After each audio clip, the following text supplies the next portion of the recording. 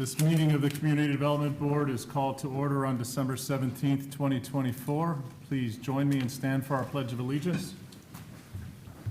I pledge allegiance to the flag of the United States of America and to the republic for which it stands, one nation, under God, indivisible, with liberty and justice for all.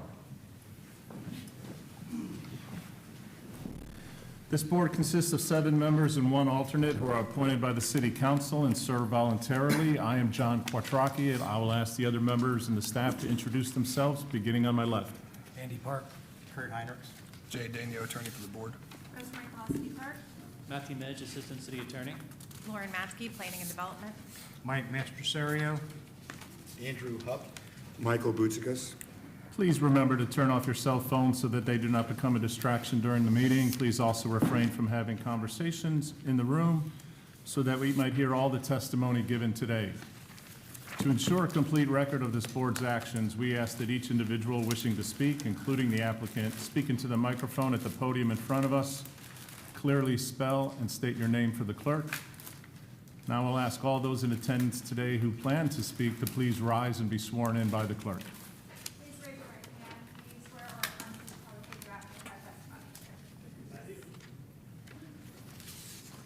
Agendas of today's meeting are on the podium to your left near the entry door. Also on this podium are a roster of the Community Development Board, the list of city staff experts and their resumes, the board's rules of procedure, and the annual schedule of this board. Our first order of business is to review and approve the minutes from last month's meeting. Do I have a motion? So moved. Is there a second? Second. All those in favor? Aye. Opposed? Thank you.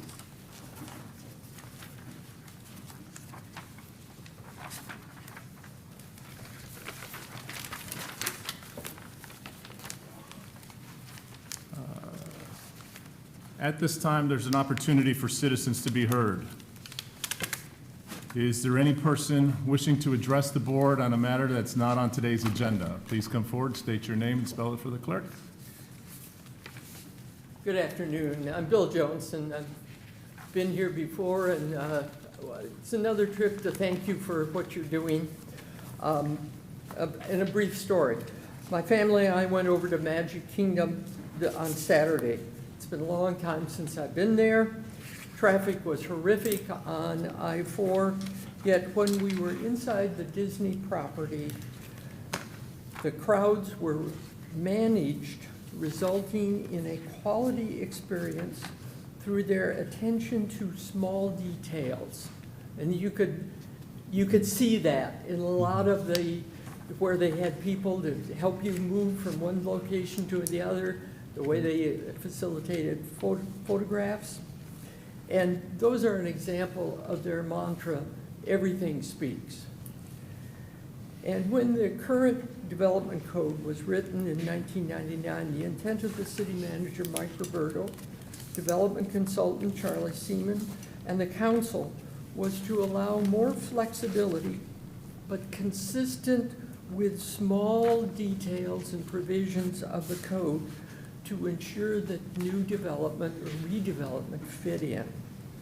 This board is the final entity to ensure and adhere to that vision, and thereby the quality of the city's future. Thank you for your dedication and your service. That's my comment. Thank you. Is there anybody else? Seeing none?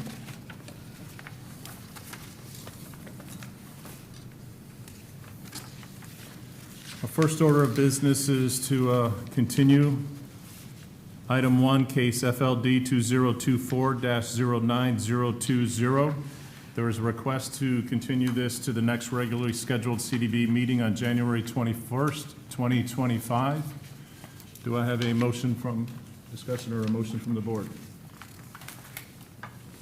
I move to continue FLD 2024-09020 to the January meeting. Is there a second? Second. All those in favor? Aye. Opposed?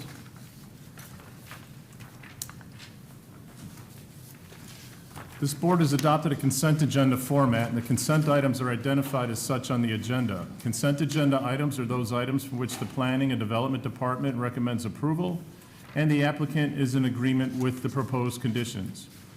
Please note that written comments to the case that have been received to date do not result in an item being removed from the consent. Items may be removed from the consent today by a member of the board, a member of the staff, or any person in the audience for questions or objections. I will read each item on the consent agenda, and if any person wishes to remove this item from the consent agenda, please so state or raise your hand, and we will remove it from the consent agenda. Items removed from the consent agenda will be heard in the regular order of the meeting. Items that remain on the consent agenda will be approved with a single vote as to each type of hearing.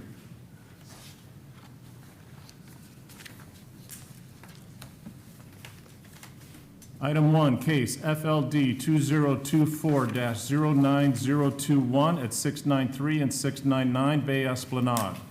The owner is R&R Getaway LLC and TSE LLC. Applicant is Hus Trove, Northside Engineering, located northeast corner of Bay Esplanade with Somerset Street.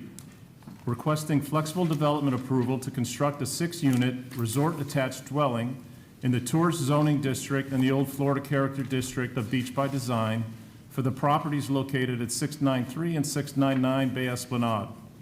The building will not exceed 35 feet, and the project will exceed the required 9 parking spaces. Requested is flexibility for setbacks. Association is Clearwater Neighborhoods Coalition, Board of County Commissioners, Pinellas County School Board.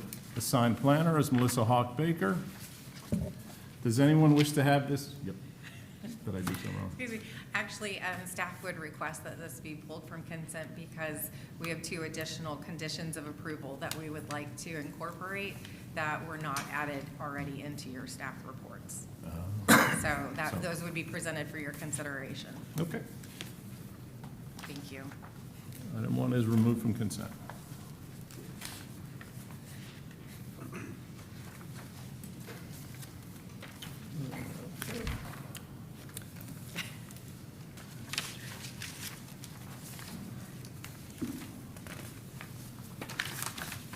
Okay, do we do the continue item first?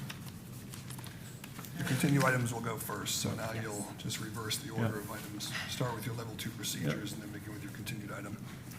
Thank you. We will now move on to the regular agenda. All level 2 cases such as flexible development are considered quasi-judicial hearings. In a quasi-judicial hearing, the Community Development Board reviews the application, the staff report, correspondence, and all evidence presented today and makes a final decision subject to appeal. This board has previously qualified all the city staff who will testify as experts in their area of professional training, education, and experience.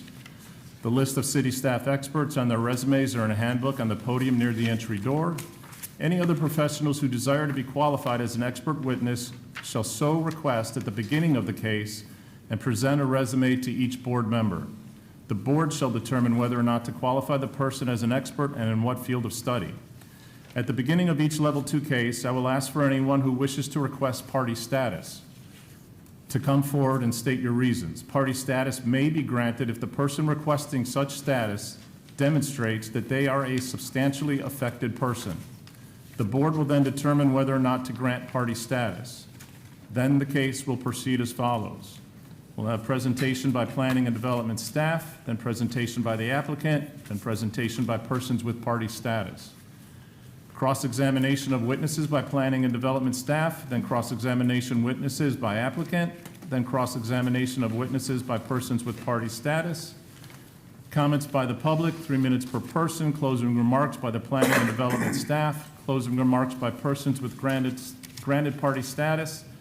Closing remarks by the applicant. Closing of the public hearing, and discussion and vote by the board.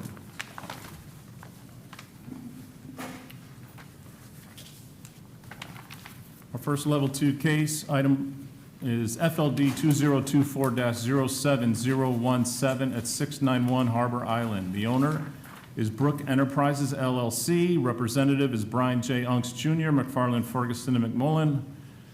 located east side of Harbor Island, approximately 650 feet north of Harbor Passage. Requesting flexible development approval to construct a 548-square-foot dock, 95 feet in length, with 2 covered boat lifts as accessory to the detached dwelling use located on the low-medium-density residential Island Estates Neighborhood Conservation Overlay District for the property located at 691 Harbor Island. The requested flexibility is for a deviation of maximum dock length and a setback to boat lift. Associations: Island Estates Civic Association, Clearwater's Neighborhood Coalition, Board of County Commissioners, Pinellas County School Board. Signed planner is Melissa Hawk-Baker. Does any board member wish to disclose any ex-parte communication on this case? Is there anyone in the audience that is wishing to request party status on this case? Seeing none, we'll have presentation by Planning and Development staff, please. Mr. Chair, at this time, I would ask the board accept Ms. Melissa Hawk-Baker as an expert witness in general planning, zoning, redevelopment planning, land development code amendments, special area plans and overlay districts, site plan review, landscape architecture, historic preservation, comprehensive sign programs, and all other matters she's about to testify hereon. I move to approve Melissa Hawk-Baker as an expert. Second. All those in favor? Aye. Opposed? Thank you. Melissa.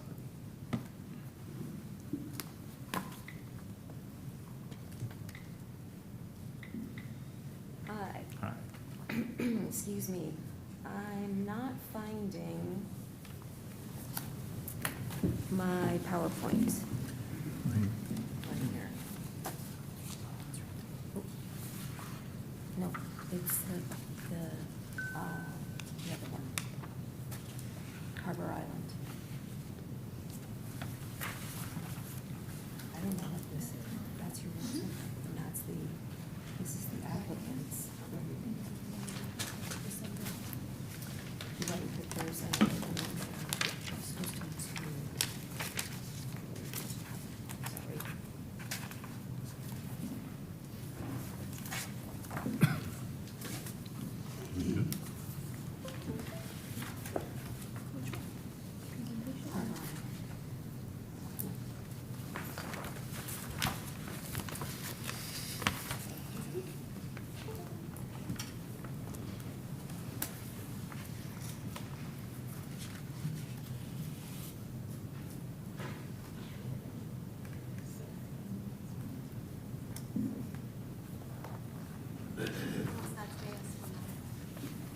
I'm sorry? Oh, why is it?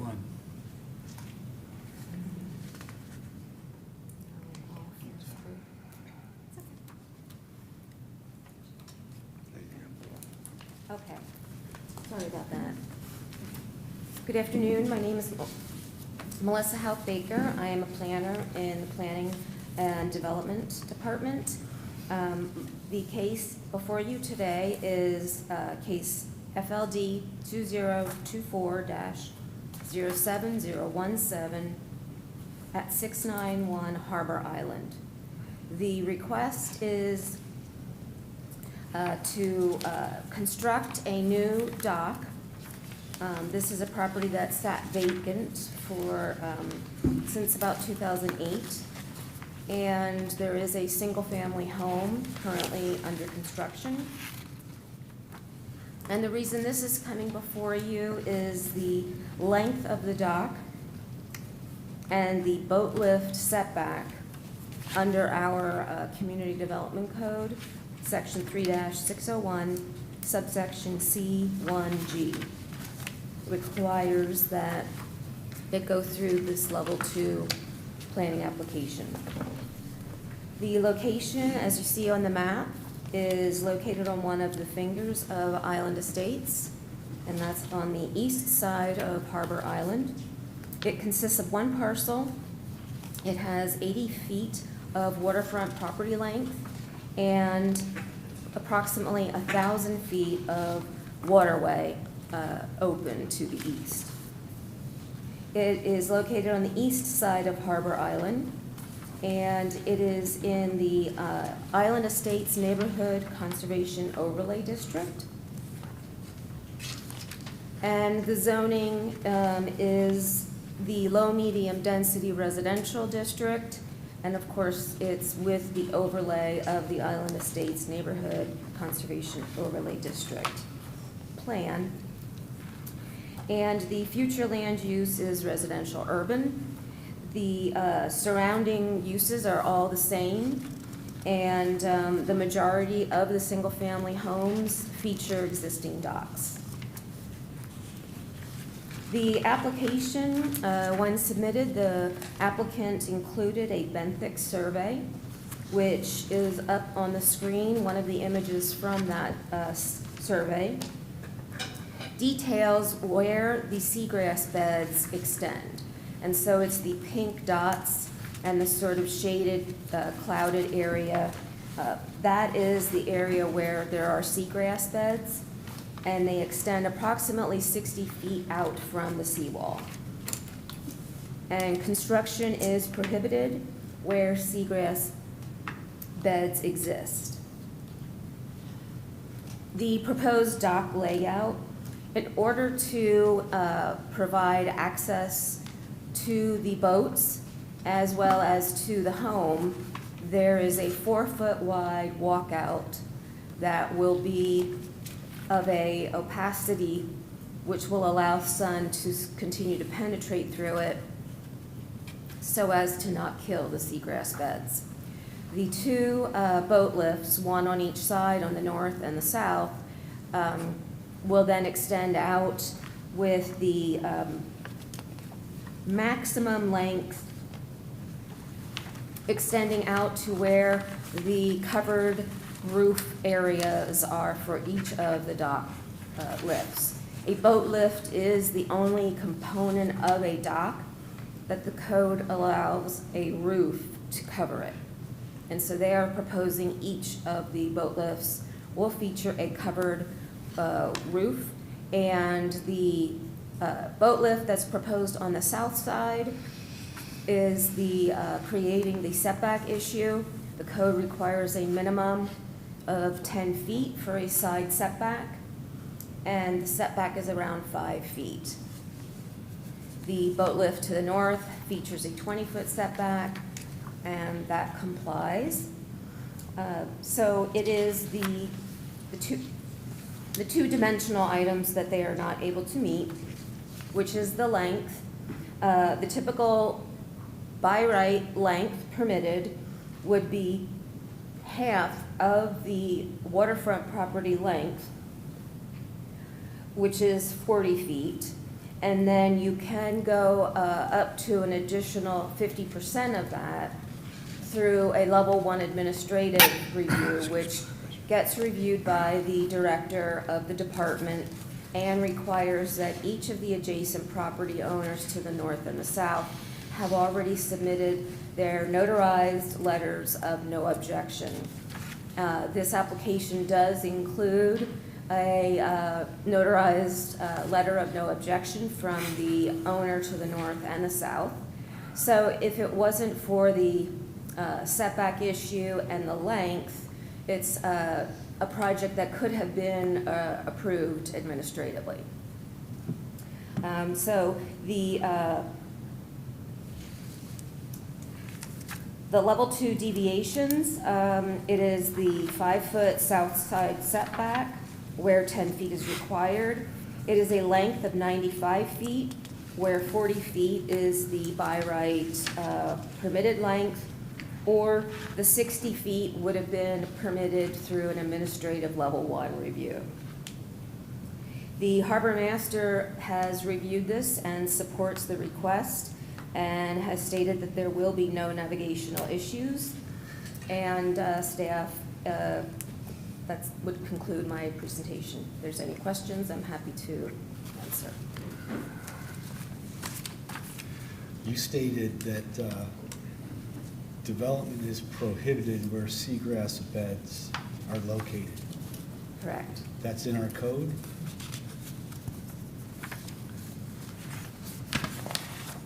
I can't recall exactly, but yes, there is a section. When we get into the dock section, and it starts to talk about what permitted deviations there are. The fact that, okay, so yeah, it's the deviation criteria. So for a single-family property, when we start looking at the dock code, we go through and it's the minimum standard, by right requirements. And then as we move forward, the deviations for a level 2 application, which is what this is. The first item is a dock of lesser length poses a threat to the marine environment, natural resources, wetlands, habitats, or water quality. Do we have a copy of that we could put up? Yeah. No? We don't? Oh, Yeah, you can put it on there. yeah. Yeah,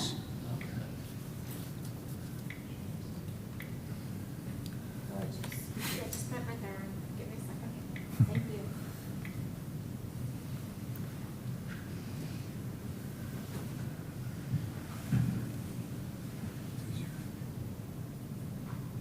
So here you see on a subsection, the little I, deviations, applications for deviations to the dimensional standards. That must go to the Community Development Board through a level 2. It's based on the following.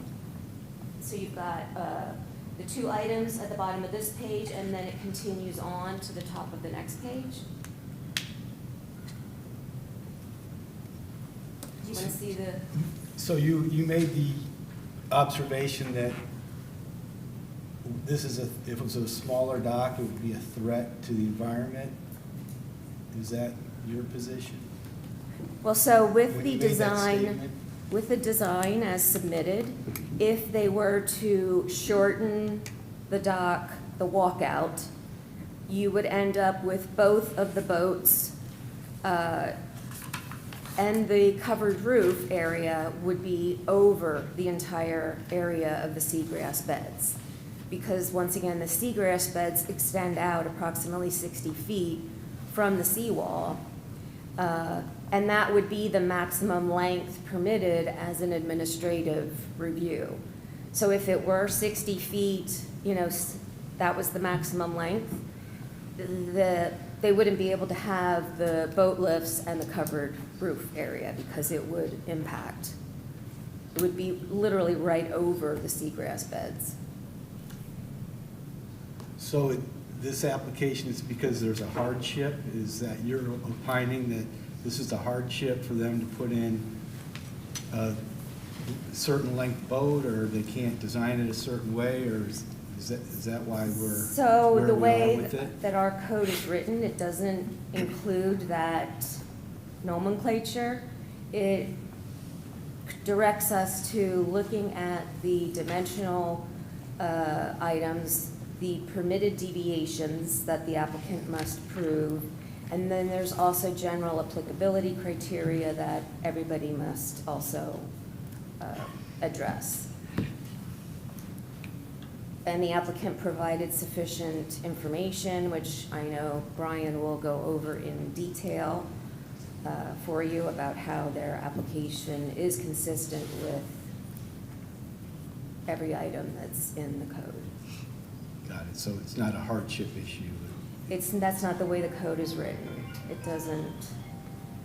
The So code as long- the code sets forth that if any of these deviation situations arise, then the Community Development Board may approve.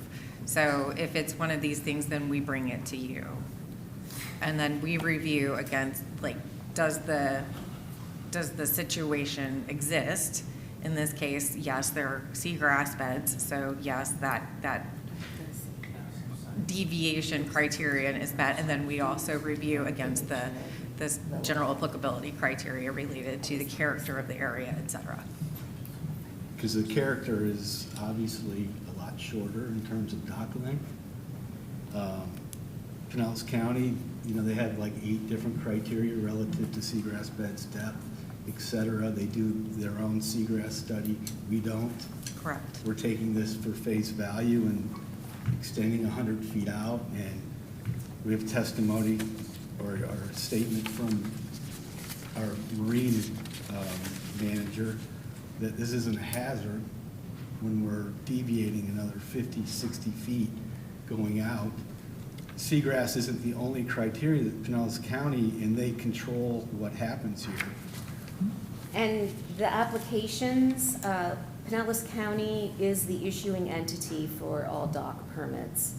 We are one step of their checklist, so the applicant must go to the county, get the application, then submit to our offices, and depending on how it meets the code or doesn't meet the code, then determines the type of application and the review that it must go through.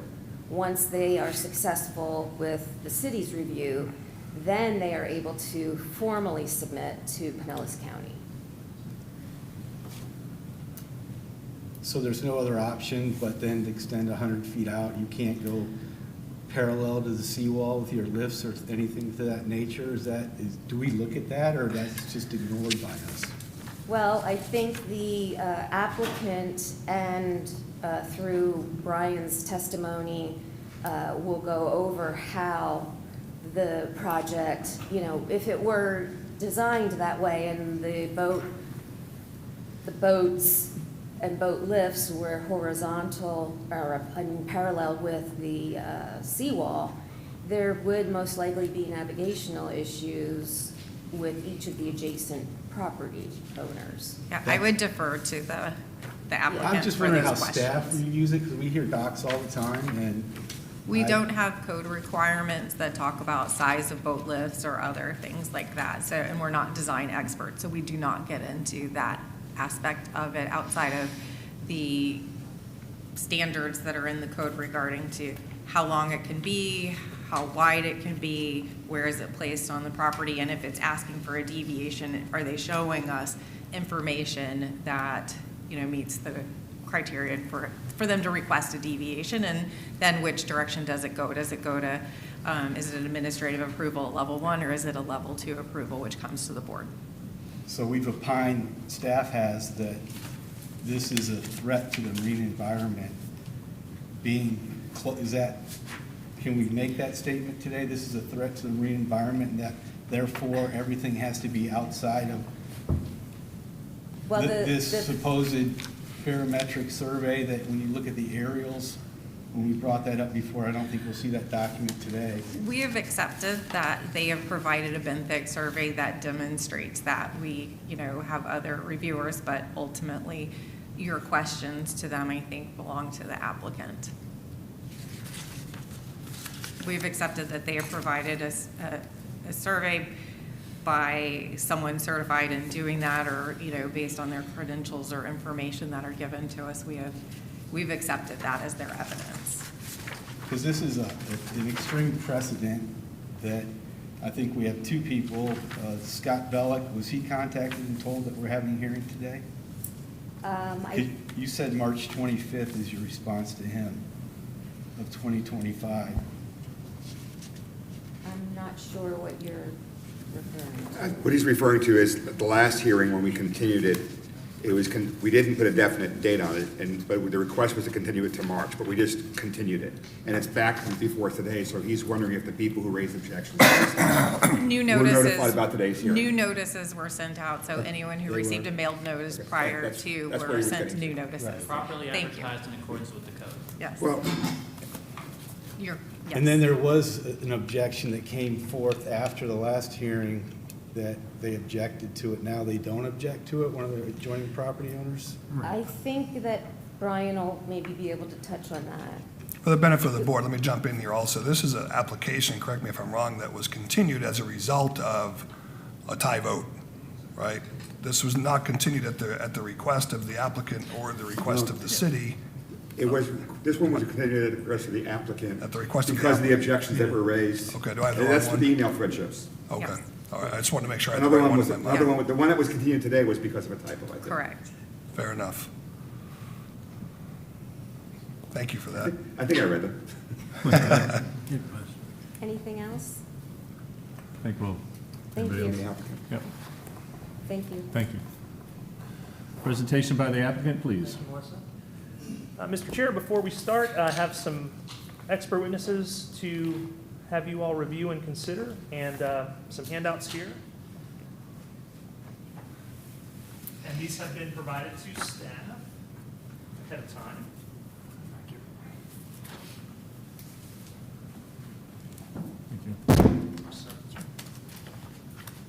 Thank you. Thank you. So first off, for your consideration, I know you're very familiar with Mr. Carrier, Al Carrier, PE Trans Systems. We'd like to get him certified as an expert in civil engineering, dock permitting, environmental permitting, dock design, and all things related to civil engineering and environmental permitting for docks. Move to accept Albert Carrier as an expert. Second. All in favor? Aye. Opposed? Okay, and I'm going to start to get my PowerPoint up here as well.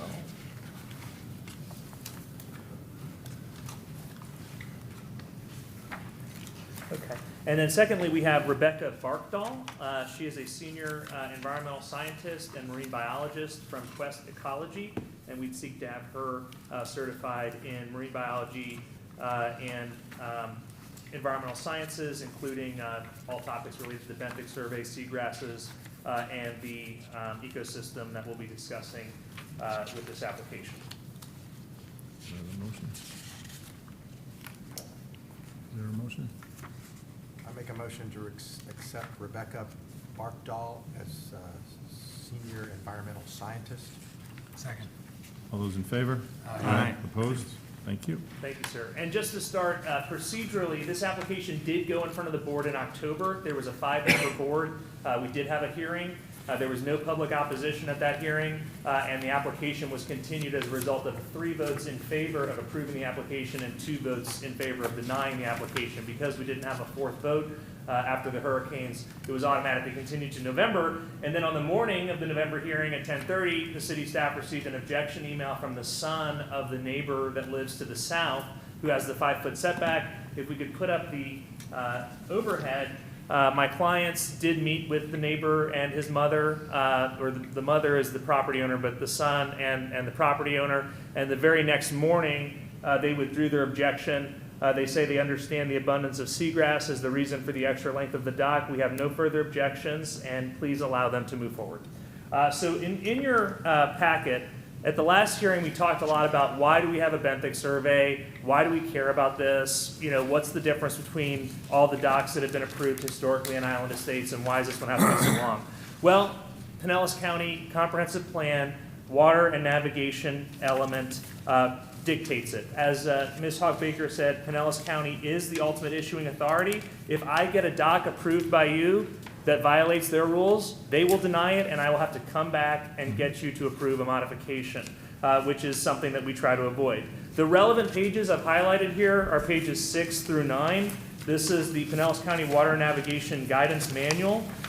Basically, it says that the Pinellas County staff will verify the presence or absence of environmental resources for each site and proceed accordingly. That's page 6. Page 7, they go into applications for single-family docks with submerged or emergent vegetation are field reviewed for impacts to seagrasses. Environmental specialists will evaluate the site conditions, and they will dive the site and wade to fully accurately evaluate the total seagrass coverage. Page 8 goes on to describe what you can and cannot do. We are required to be in open water and avoid impacts to emergent and submerged vegetation altogether.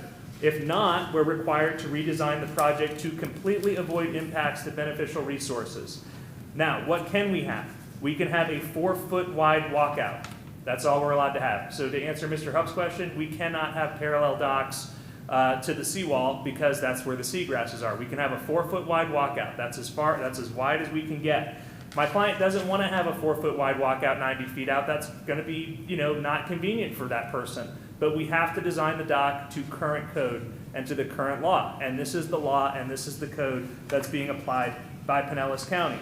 The dock walkout and the boat slips must be located waterward of seagrasses, mangroves, and marshes. That's for why the setback. The site, once we get into the benthic survey, you'll see the irregular shape of this ecosystem, and Ms. Barkdahl will explain that. But again, this is absolutely the minimum design required to get approval by Pinellas County. And I know you can't read all of that, but this basically just reiterates what I just said. This is the Pinellas County code that's in the PowerPoint. And they will deny or require modification of the application if it has any adverse impacts. As you know, this is part of the Island Estates Overlay District, which actively encourages docks. I don't think anyone on the board doesn't want a dock here. I think the question is, does it have to be this long? Is there any way you can redesign it? And the answer, again, is unfortunately we can't redesign it because the city code and the county code require us to avoid impacts to seagrasses. Now, to answer the specific question again, what part of the city code? I know they showed it to you. We talked about this the last time. It's section 3-601.C.1.G, subsection 3. It's on page 3 of the staff report. Goes into page 3 and page 4, literally lays that entire section out. And it says, a dock of lesser length poses a threat to the marine environment, natural resources, wetlands, or habitats and water quality. If that's the case, it's got to be extended. Because it's extending more than 60 feet, it has to come to you for approval. The seagrass bed extends to 60 feet. So we can't start until we get past there. Mr. Carrier, take it away. Good afternoon, Al Carrier with Train Systems. Just go over the dock design a little bit. To reiterate, the 60-foot seagrass as measured from the seawall, we're going to traverse over that with a 4-foot wide walkout. It's going to be made of grading material that allows sunshine to penetrate through the grading material and allow the seagrass below to survive. It is a requirement by Pinellas County that we do put the grading in there. Pinellas County typically also requires us to put handrails on both sides to prevent people from mooring their boats adjacent to that 4-foot walkout. The design, as you see, has the lift on the north and the south, both have boat covers, and we put the edge of the boat covers right at the edge of the westerly edge of the boat covers, right at the easterly edge of the seagrass to avoid any shading. In addition, the walkout will have to be elevated 5 feet above the mean high water line to also allow for sunlight to penetrate underneath the walkout. Mr. Harry, is your opinion that your design is the minimum deviation required from the city's code to meet the permitting requirements of Pinellas County? Yes. All right, and now Ms. Barkdahl, please. Hi, I'm Rebecca Barkdahl. I'm a senior environmental scientist with Quest Ecology, and we prepared this benthic survey. As you can see, the survey area is the red box. It is extending 100 feet out from the property boundary into the water. So each transect is 100 feet long.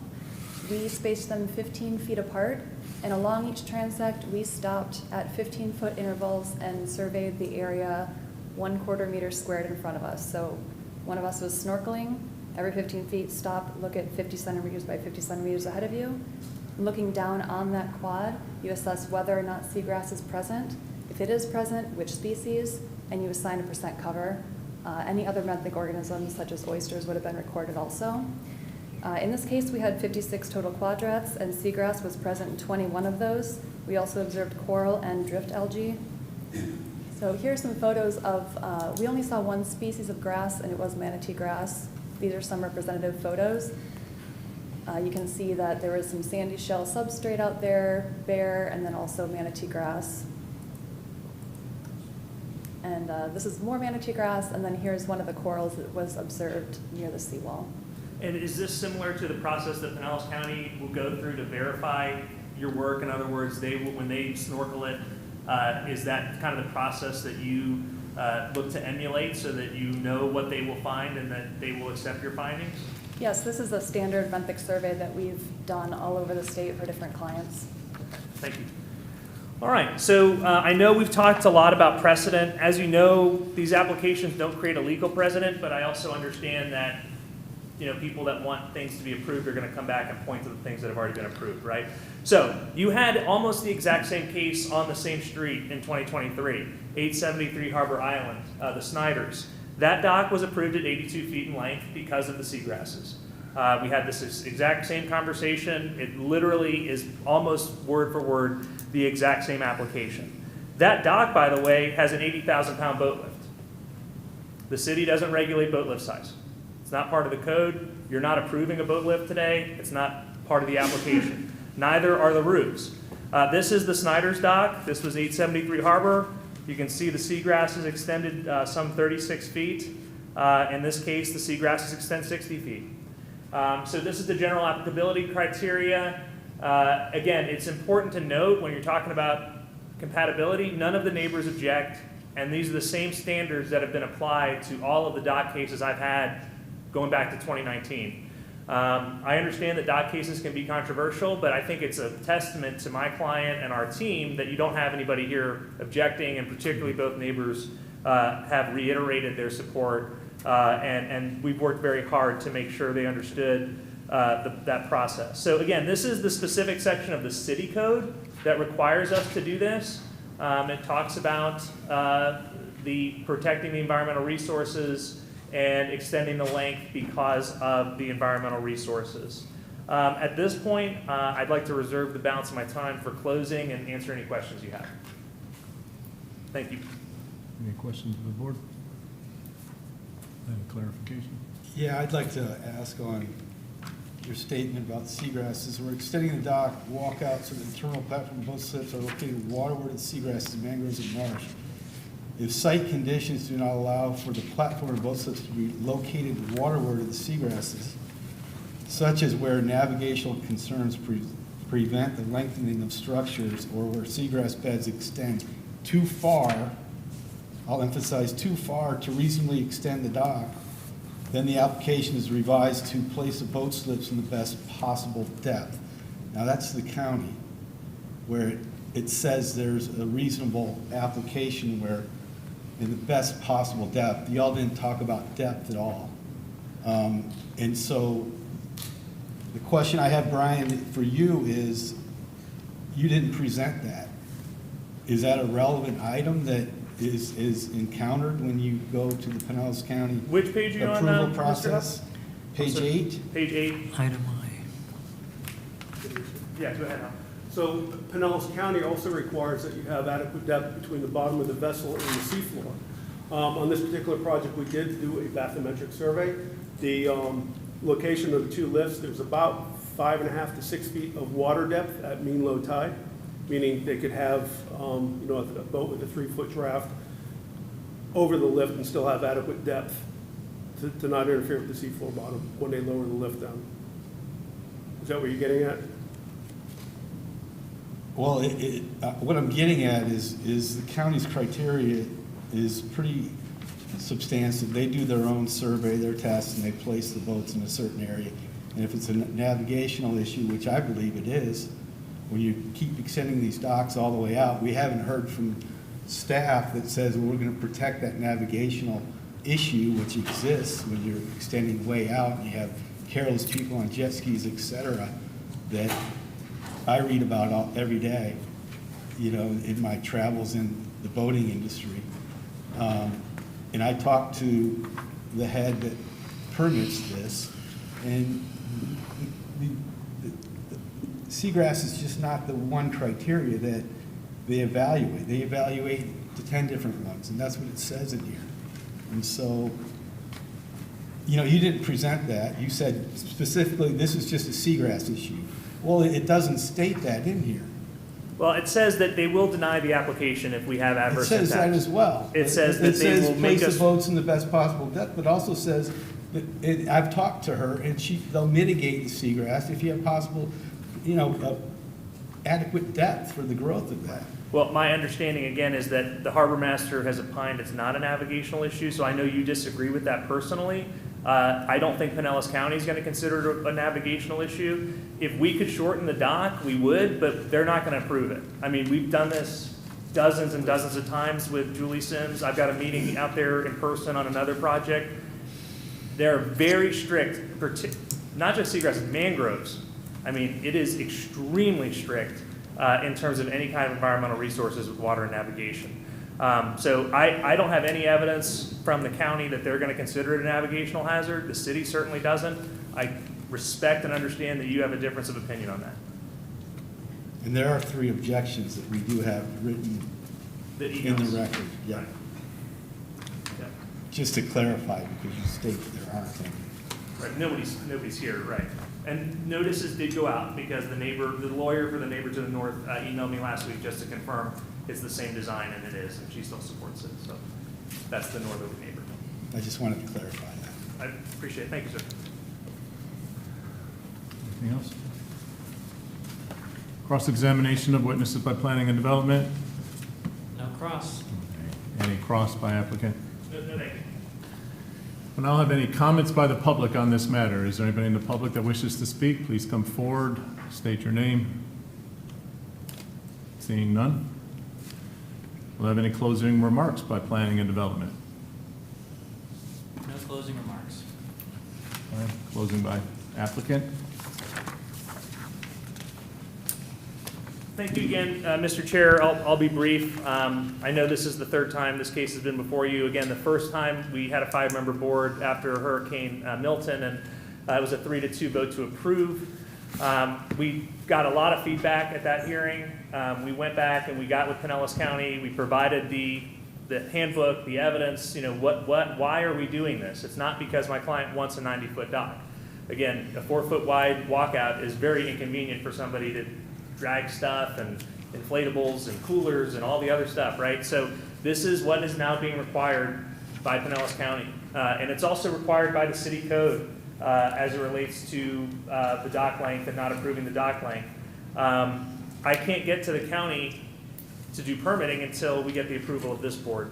If the county comes back and disagrees with us about the water navigation, they think it's a hazard, they'll deny it or they'll require modifications. I will commit to you that we'll have that conversation with them to see if they would permit a smaller dock with, to avoid that. But in our experience, what they're going to say is you cannot impact the seagrasses, and that's the same thing that happened at 873 Harbor Island, and that dock's 82 feet, whereas this one's going to be 90-something. So it is consistent with the approvals of this board in recent history. It is the exact same evidence and legal basis. We don't have any testimony that disagrees with the harbor master, who says it's not a water navigational hazard. We don't have any testimony that disagrees with Ms. Barkdahl that says there are seagrasses there and coral and they extend to 60 feet from the seawall. We don't have any testimony that contradicts the city staff's opinion that the applicant has provided competent substantial evidence to approve the application. And I do want to mention, we did agree to a condition of approval that there be no tie poles seaward of the structure. So I did want to just mention that. That was also a condition that was put on the Snyder's application, the 873 Harbor Island. So I wanted to just reiterate that because that hadn't been brought up by staff yet. If you have any questions, we're here to answer them, but if not, I'd appreciate your approval today and look forward to getting this one off your docket. I do want to just also say Merry Christmas, Happy Hanukkah, Happy Holidays, Happy New Year, and I do very much appreciate all the time that you all put in as volunteers to serve the city. I personally know how difficult that is through other roles of volunteerism, and you all do an outstanding job, and it's a pleasure to practice law in front of you, and I do appreciate it. Thank you. Thank you for your kind words. Do we have any questions to anybody before we close the public part? I've got one question. I don't know if it's for city staff. How common is it to have 2 boat slips for a private residence? Is that common, or is it? I believe it's pretty common, yes. Questions before I close? We'll now close the public hearing, and we'll have discussion and vote by the board. I can make a couple comments, just that, on the personal side of it, I mean, we have to look to, at least I do, to the professionals, whether they're licensed, the harbor master's opinion on it. He's going to have a much better opinion about water nav. Did you need something? I apologize for interrupting. At the first meeting, there had been discussion and everyone was in agreement to add a condition related to the type holes. It did not get carried over in, we did not create a new staff report or integrate that in. So if that is still the board's desire, we would just need any motion to include that same condition so we can make sure it gets integrated in fully. I think we can do that. Thank you. But with little experience I do have, I mean, I know DEP, or it is my belief that DEP regulates not only design, but control of water nav, the environmental portion of it, and design of docks as well, too. So, I mean, I know there's going to be some levels that go on and above what the city does. Is it a perfect system? I don't know. I think But, go ahead. DEP looks to Pinellas County, Yeah. I believe, in the residential, so they don't have any input. They have input over Pinellas County has to abide by their guidelines, is my understanding. I don't want to get in debate of that, but they have to No, I know, abide but it doesn't go to a DEP. for final permit. Right. Anybody else?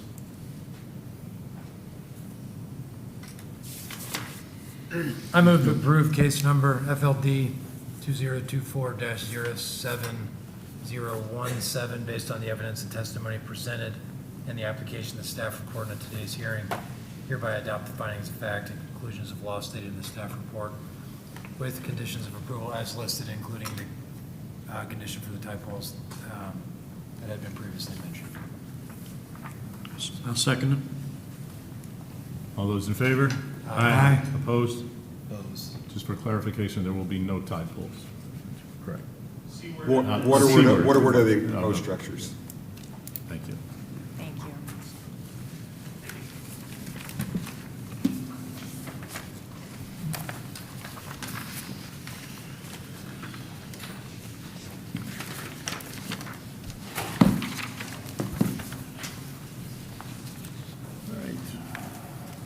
We'll now go on to case FLD 2024-09021 at 693 and 699 Bay Esplanade. The owner is R&R Getaway LLC and TSE LLC. Applicant is Hustreve, Northside Engineering. Located at the northeast corner of Bay Esplanade and Somerset Street, requesting flexible development approval to construct a 6-unit resort-attached dwelling in the Tourist Zoning District and the Old Florida Character District of Beach by Design for the properties located at 693 and 699 Bay Esplanade. The building will not exceed 35 feet, and the project will exceed the required 9 parking spaces. Requested is flexibility for setbacks, associations, Clearwater Neighborhoods Coalition, Board of County Commissioners, Pinellas County School Board. Assigned planner is Melissa Hawk Baker. Does anybody wish to disclose any ex-parte communication on this case on the board? Does anybody wish to have party status declared today?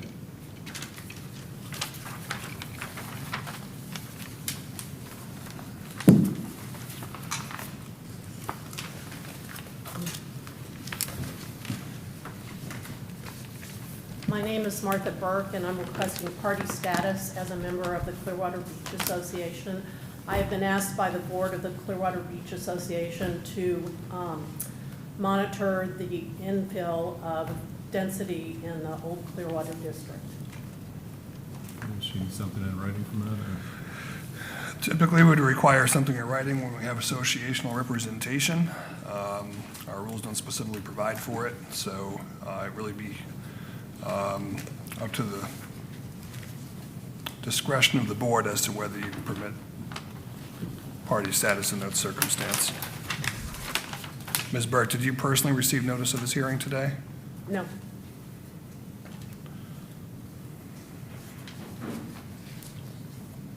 And I've had a back and forth with Melissa Hawk Baker for approximately 2 months on this project. Yeah.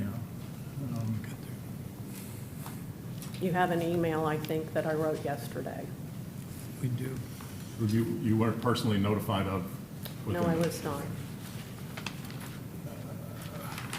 I mean, party status, what we've typically done according to the state of the law on this issue is to accord that status when a person is affected in a manner that is specific to them and unique to them. So, I am a resident of North Beach. I understand. In a manner or degree greater than that of the general public. Some guidance on the board here. Do you have any opinion? Is there a motion? I will share with you that legally I'm reticent to accord party status to representational type situations where we don't have evidence of that representation authority. I have no doubt that Ms. Burke is entirely forthcoming and candid in terms of her exchanges with city staff. However, in terms of the operation of this board, we do have rules that govern this. Would not, in my 12 or 13 years on the board, I don't recall us having accorded party status in that circumstance. Without a motion, I cannot do it. If I do not have a motion, it would fail. You still have the right to speak. Yes, I should. I'm Matt Temprin, T-E-M-P-R-I-N-E. I did receive a letter. I live 2 properties away. Everything that Martha has said, she gets a report every single month on what happens at this office for this committee. So everything, so she does have status where she reports up to a meeting every single month to the HOA over at the island. Yeah, I don't doubt that's true, Yeah. but the HOA has legal organization in existence with the person in charge of it. And until we have that, which we don't have today, then, are you requesting party status for yourself? Yes, I am. Okay, do you have the name? And that, your last name again was? Temprin, T-E-M-P-R-I-N-E. Do I 2 have properties away. Yep. Do you have a motion to grant party status to Matt? Mr. Temprin? I make a motion to approve party status. Second. All those in favor? Aye. Opposed? Thank you. The board has granted party status to Matt Temprin. For this case, the granting of party status entitles you to these additional rights. I'm sorry, go ahead. Go ahead. Go ahead, bud. I'm sorry. Were you requesting for party status? Yes, and I'm requesting as president of the Clearwater Neighborhoods Coalition, we, as you stated, did receive notice of this and would state that there are extenuating circumstances that we're particularly interested in. I did receive a request from the president of the Beach Association that we be here as well. Do I have a motion for Mr. Johnson as president of the Neighborhoods Coalition Association? Move to grant party status to Mr. Johnson as president of the Neighborhoods Coalition. All those in favor? Aye. Opposed? Thank you. Anybody else? On the other lady speaking, you did not say that the notice was sent to the Beach Association. I think that is required by the code. So I don't know quite what happened that way. Of North Beach.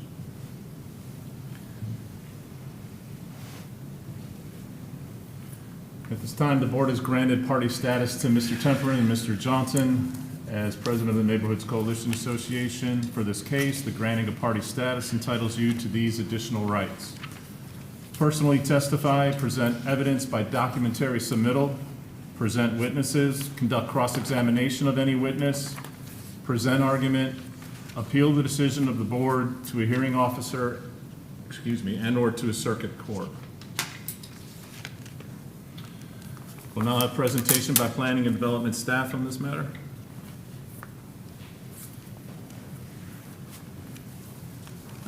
Mr. Chair, at this time, I would ask that the board accept Ms. Melissa Hawk Baker as an expert witness in general planning, zoning, redevelopment planning, land development code and land development code amendments, special area plans and overlay districts, site plan review, landscape architecture, historic preservation, comprehensive sign programs, and all other matters she is about to testify here on. Is there a motion? Motion to approve Melissa Hawk Baker as an expert. Second. All those in favor? Aye. Opposed? Thank you. Good afternoon. Melissa Hawk Baker with the Planning and Development Department.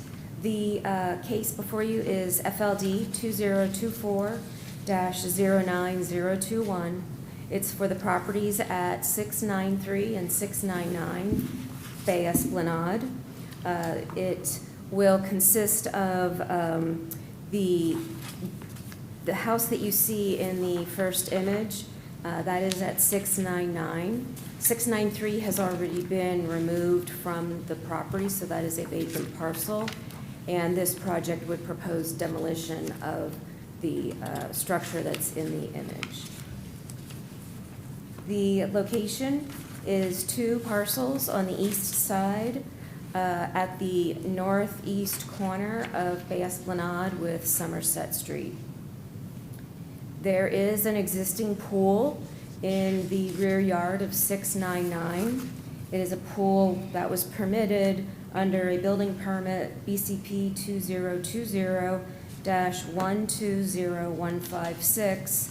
And the request of the application is to retain that pool and deck area, which results in an approximate 0-foot setback along the east property line and approximately 5-foot setback along the north property line. And those are each, would be required at 10 feet. The existing zoning district is the tourist zoning district as represented in the sort of pink color on the map. These properties are at the absolute north boundary of the tourist zoning district. They are also within the Beach by Design special plan area, which includes this area and continues to go north for another couple hundred feet. The old Florida Character District is the most restrictive of the various character districts in Beach by Design. And the structure, the hierarchy of how staff reviews and applies the code, first and foremost, it's the old Florida Character District and all of the parameters listed there. Anything not mentioned in that portion can be included in a review of the design guidelines of Beach by Design, and then anything that isn't included in either of those areas defaults back to the regular community development code, the tourist district, and all of the other applicable sections. The proposed site plan, this is for a 6-unit resort attached dwelling. The maximum height that is permitted by Beach by Design on the north side of Somerset Street is a building height of 35 feet, and this project will be at 35 feet in height. The setbacks required along the front property lines adjacent to Bay Esplanade and Somerset Street are 15 feet, where along Bay Esplanade, the project will propose a 16-foot setback, and along Somerset Street proposes a 15-foot setback. And as I had mentioned earlier, the remaining 2 property lines would require a 10-foot setback, and the existing pool that will be retained results in a 0-foot setback along the east property line and approximately a 5-foot setback along the north property line. There are no step-backs required. Step-backs are only required in the old Florida Character District when a building exceeds 35 feet in height. The old Florida Character District also requires landscaping along the property lines that are adjacent to a street, which designates it as a front yard setback. And this project will provide a 15-foot landscaped area along the Bay Esplanade property line and Somerset Street property lines, where 10 feet is required, and along the east and north property lines, where 0 feet is required by Old Florida. There are portions that extend 5 feet and up to 15 feet in width. The required parking for this type of use is 1.5 spaces per dwelling unit, which results in 9 spaces required, and this project proposes 12 spaces. So it exceeds the required minimum parking. The resort attached dwelling use is a residential dwelling unit that may be rented for any time period. The proposed elevations, as you see, the 3 stories. The first floor is the parking as well as storage and other utilitarian items. This would be the east elevation, which is along the Mandalay Channel. This would be the Somerset Street, the south elevation, showing the entrance in the center where you would access to the vehicular area. And this would be the west elevation along Bay Esplanade.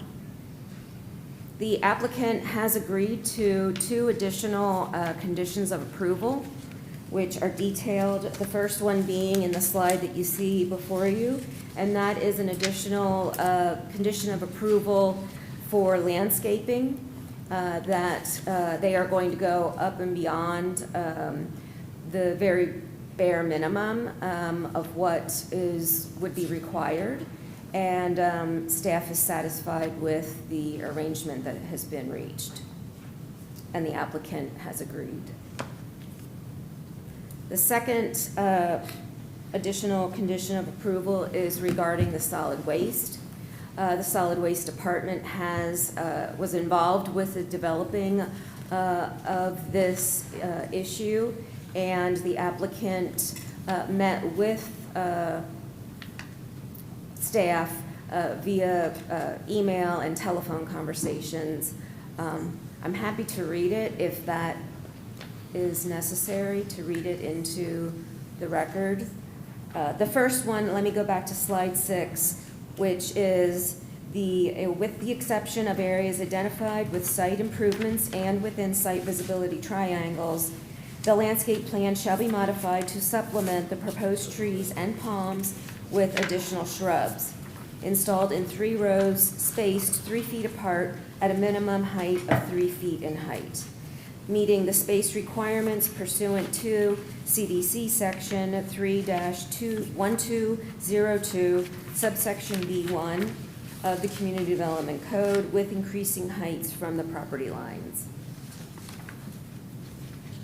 And the solid waste condition of approval is the site plan shall be modified to remove the trash staging area that was shown on the south side of the building, which would have been towards the Somerset Street frontage. And further, the note on the site plan needs to be modified, stated that trash will be rolled out to the corner of Bay Esplanade and Somerset Street on trash pickup day. And I'm happy to answer any questions that you may have. Any questions for staff?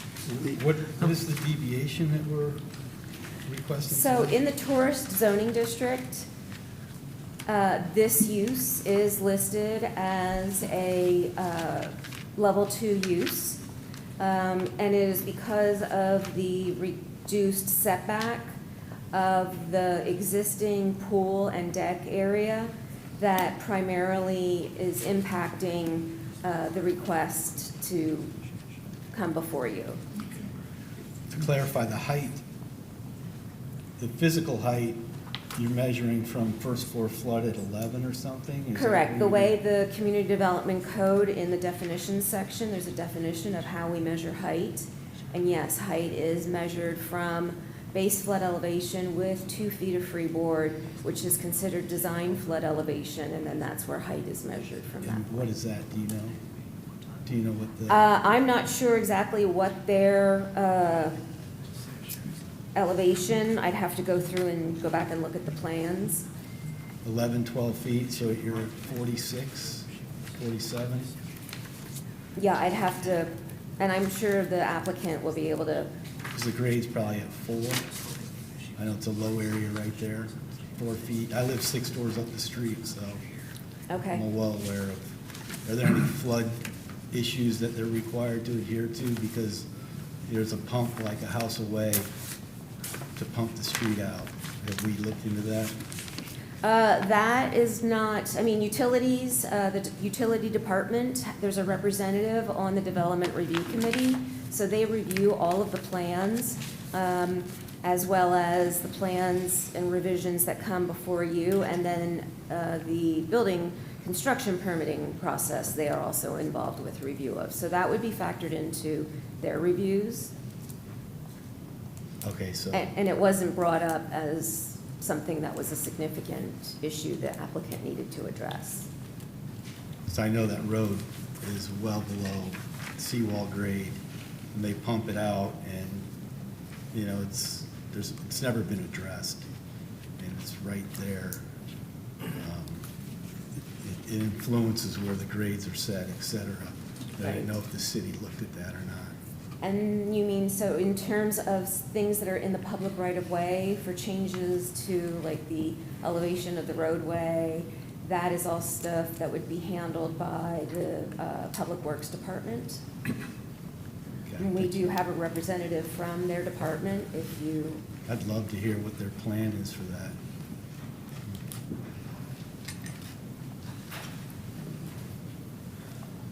Can I ask a question while he's coming up? Sure. I just want to make sure I understand correctly. The request, the level 2, is primarily tied to essentially keeping the existing pool? I can't, Is that I couldn't accurate? hear the last part. Is the request essentially tied to the setback flexibility because of the existing pool? Well, and it's also the way our code is laid out, when you get to the certain section of the tourist zoning district,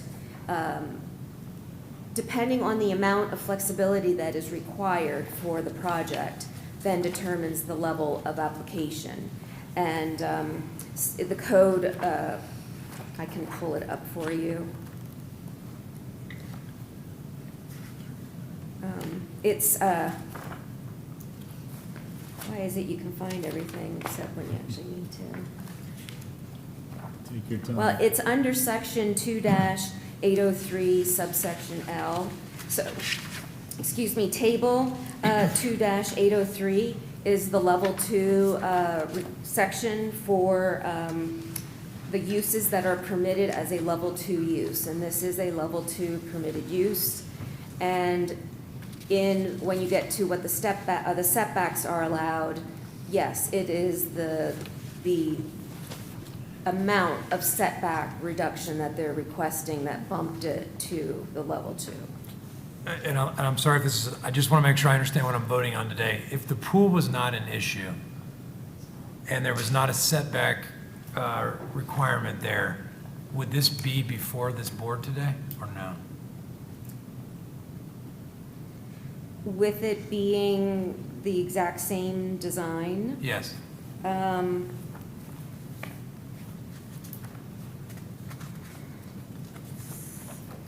I do have the code with me. I'm sorry.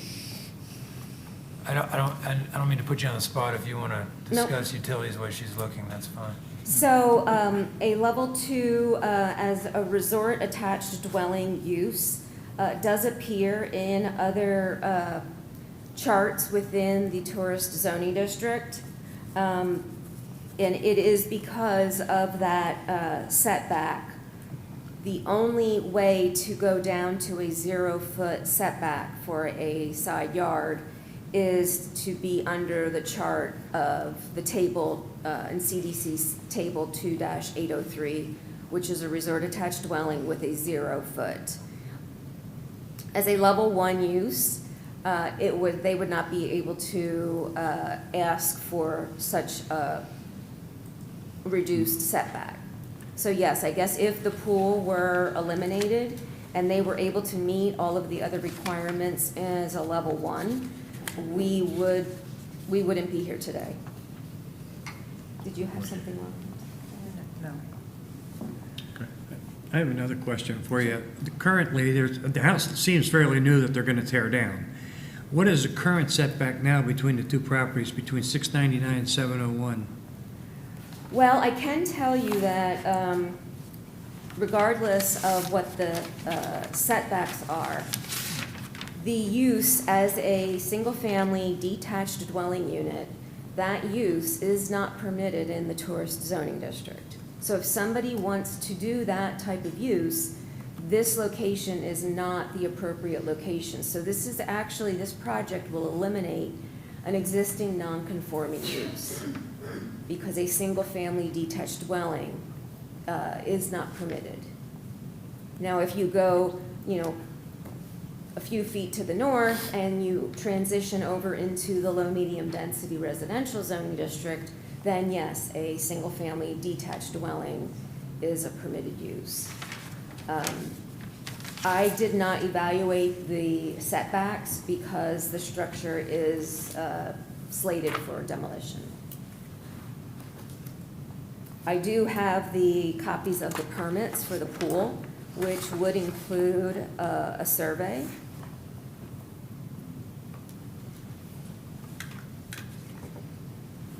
It looks like their front yard is approximately 29 feet.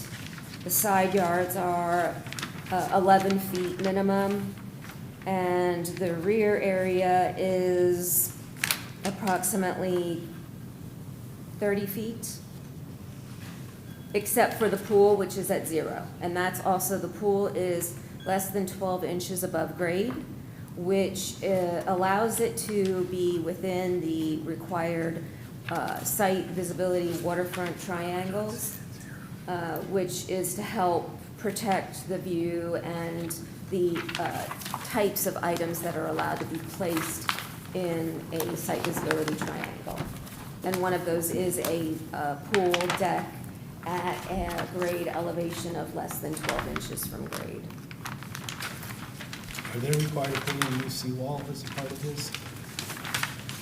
There actually, there's also a permit for the seawall.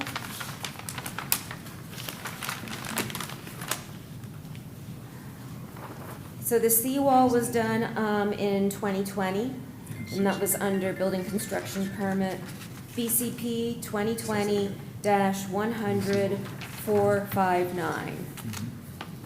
Approximately 60 linear feet of new vinyl seawall, approximately 12 inches above the existing, and it was to install a 35-foot span beam for future pool.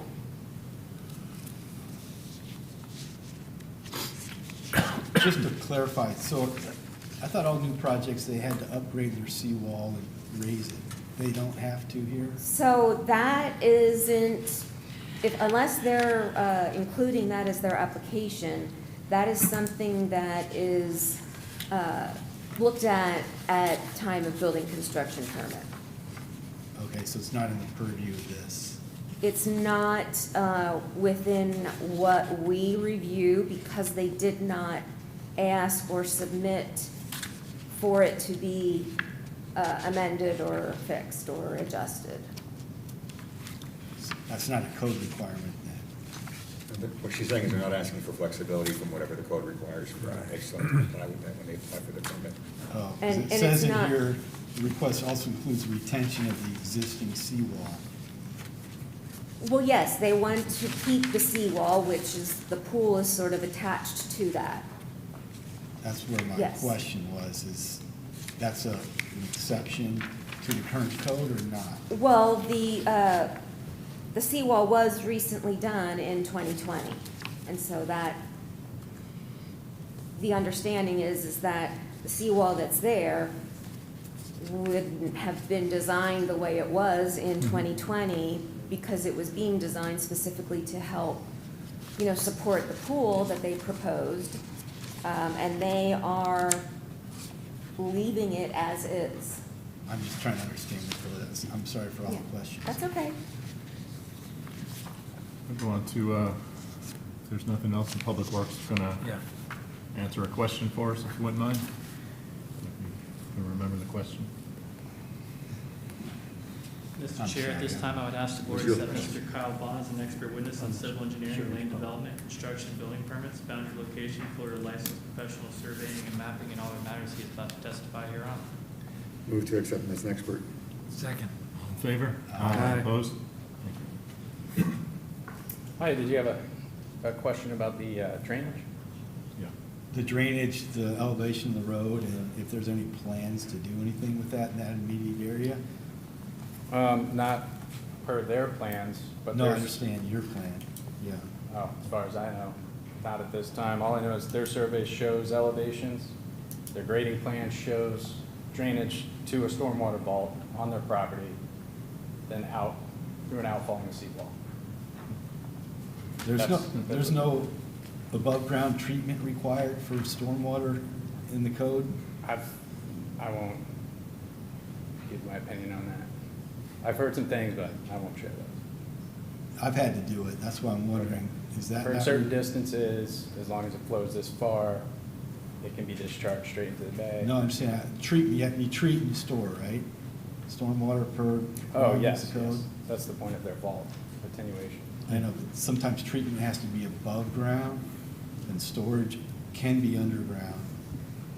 That doesn't apply here, or you're not up to the. No, code as on far that? as this goes, this is conceptual right now. Once it comes to building permit, Okay. our stormwater reviewer will go through more thoroughly the code and make sure everything's being But they're not treated. changing the grades of the roadway, no plans for public works for anything on gas or not?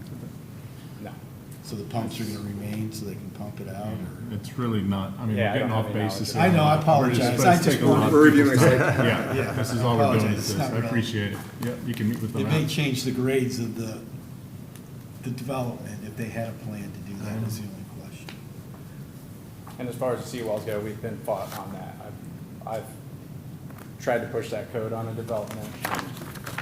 There was no precedent, and they weren't touching the seawall, so the seawall needs to stay where it was. Thank you. All right, thank you. We'll now go on to a presentation by the applicant, please.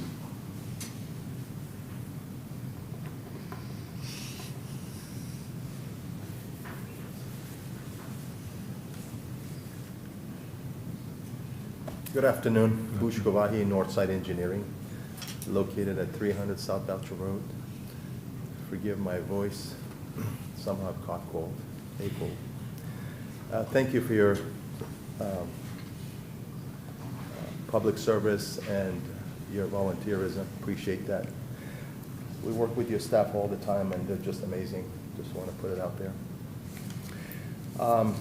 Melissa described the project eloquently. Just like to add a couple more items to it, if that's okay. Just to start from where we are ending up, the seawall was raised in 2020, so we raised it about 12 inches. So that meets you today's code. And as far as the FEMA elevations at 10, that's BFE, base flood, and the DFE, which is designed 2 feet above that, so the height is measured from elevation 12. Just a couple of real quick items related to the design. Project is being designed for resort facility, which allows 30 units an acre.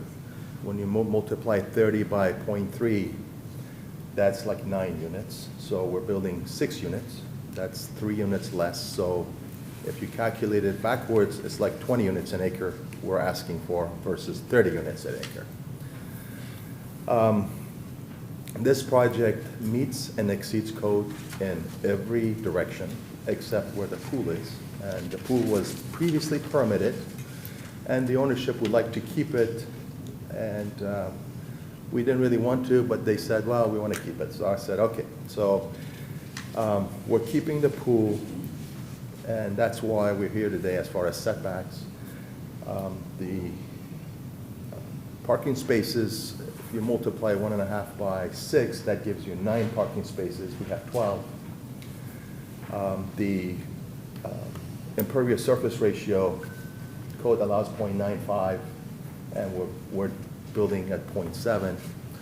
So in all aspects of your code, we're meeting and exceeding your code. There's just no compromise in here, whether it's height, setbacks, ISR, open space, drainage. So, you know, again, ownership would like to keep the pool, so that's probably one of the main reasons we're here before you. I think I've covered just about everything. I'll be more than happy to answer any questions. Does anybody have any questions for the applicant? I do. On the seawall, I know 699 built a new seawall, but 693, is there a current seawall there now? And if so, how is that going to be addressed? I do not have an answer to that. I was talking to the ownership, and they said that they had raised the seawall 12 inches in year 2020, and we did not break it down to what extent. But let me just say this, I can commit to you that if it was not raised, we will raise it to a foot above. I also want to state that the 2 extra conditions that were added to this site, they're honored and respected, and we'll be more than happy to comply with those 2 additional comments.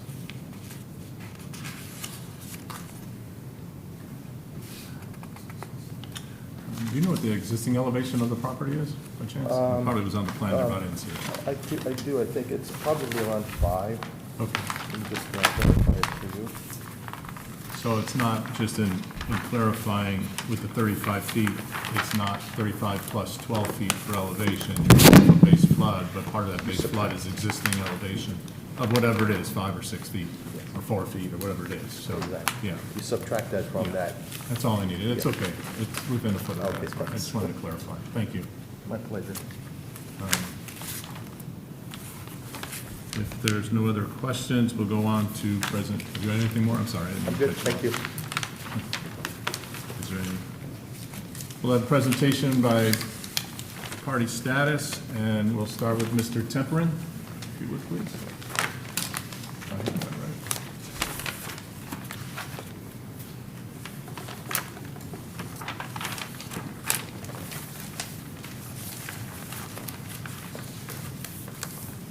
First off, thank you all very much for volunteering your time to the city, honestly. Mr. Park, one question you just asked was if they would have to come here if they didn't have a change order on the setback. I'd just like to notify the committee that the parking signs in front of the proposed property we're discussing today have been changed by the city last week. Multiple decades-old public parking spots have been deleted to prep for the new building. Correct me if I'm wrong, but doesn't this committee decide if this project moves forward?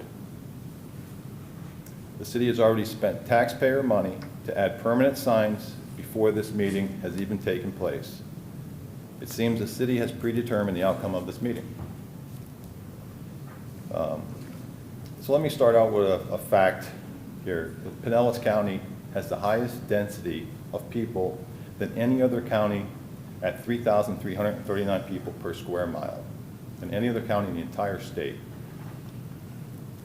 The next closest is Broward County, which I have lived in for 10 years previous to moving to Clearwater Beach. Broward County is at 1,347 people per square mile. Pinellas has 2.5 times the density population of the second highest county. So we're well beyond another county that is very high population. I used to live there.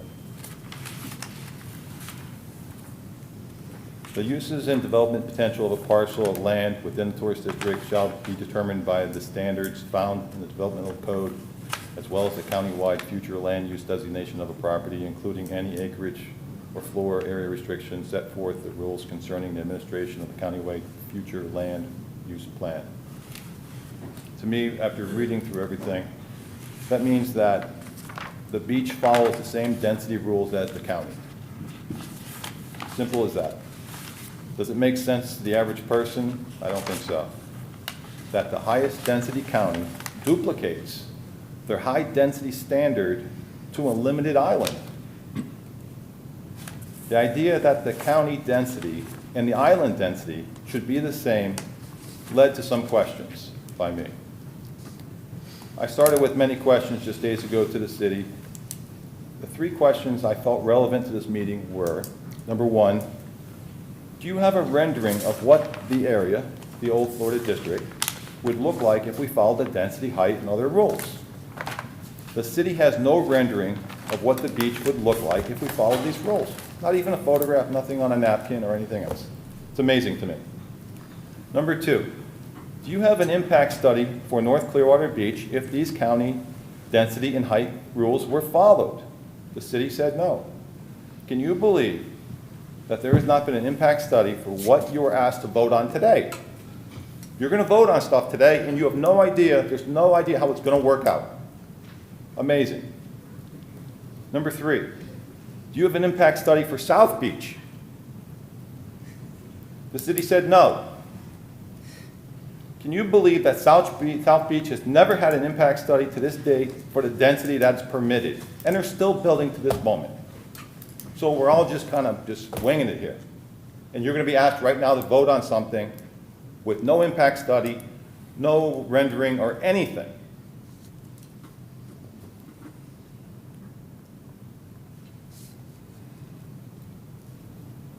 I find it interesting that the city is heavily building with no impact studies, but when the traffic circle was changing the lines on the circle, they had an impact study. So they know how to do an impact study, right? And they don't want to figure out what's going to happen to North Beach or South Beach. So they have the ability to do an impact study, but they're not doing it. The county counts dwellings and not people. That's very important. The rate for a resort is 30 dwellings per acre. No limit on bedrooms. And it is 1.5 parking spaces per unit, no matter the amount of bedrooms. The overflow guests will park in the tourist visitor spots on Mandalay. Then you'll be forced to build a large parking garage when you find out that the 1.5 parking spots are woefully short of what is needed. The 1.5 and the 1.2 is a standard from years ago from hotel rooms with one bedroom that maintain their own parking areas. A great example would be is when I parked here today, there wasn't enough parking. So where did I go? I wandered around and parked across the street. Luckily, there was parking in downtown Clearwater, unfortunately for us, actually. As I just outlined, that this project and all others are going to overwhelm parking, traffic, waste, electrical, police, fire, and all other public services, I'm requesting that the city makes a structured plan with an impact study before moving forward with any redevelopment projects. A goal without a plan is a wish, and I believe the city is wishing that all the construction works out, and a safe landing is unlikely to become a reality. Thank you very much for your time and consideration. Thank you.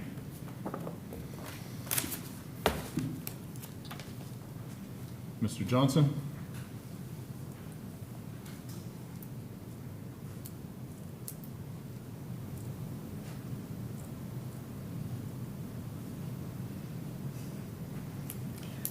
Thank you, Mr. Chairman, members of the board. I have two things that I would like to ask you to address in the application and the staff report. The first is the intrusion of the balcony on the north side of the development into the 10-foot setback. I believe there's a non-conformance there. And secondly, I'd like to address your attention to the conformance with the general acceptance criteria that's in the staff report 914, 3-914. And in the cross-examination and discussions, I'd like to submit several pieces of documents for evidence. The first is a zoning map for the property. The second is a zoomed-in, cornered exhibit from the documents that you already have. Also, a extract from the code 3-908. This is the section dealing with setbacks and how it is calculated. I'm also including a copy of the tourist zoning district in case there are questions. And then lastly, a photograph extracted from Google Earth of the property in question, which is on the right, and the property to the north, which is on the left of the picture. And I do have extra copies of this for the board. And that's my opening statement. Any questions at this point? I was just speaking to Melissa Hawk Baker about the pictures that are shown up on the TV screens before you. She's not confident those are the right properties. I just thought I should make that apparent. I'll look for the accuracy of that.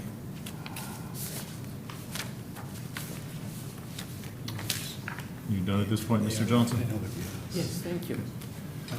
We'll have cross-examination of witnesses by planning and development. You want to bring that up about the, No cross. you want to question that photograph? Is this the time? We're okay.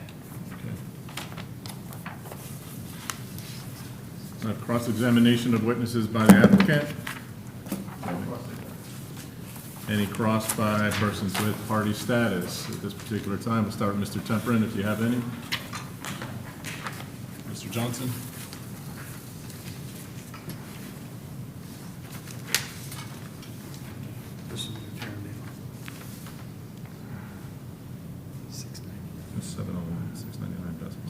I have some questions for Ms.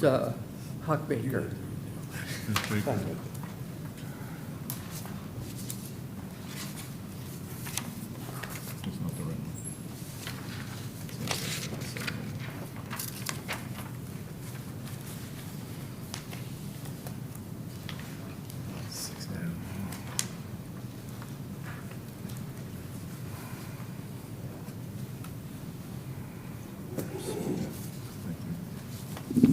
How you doing? I'm okay, how are you? Good, good. First question, dealing with the balconies on the property. Are you familiar with this section of the code 3-908?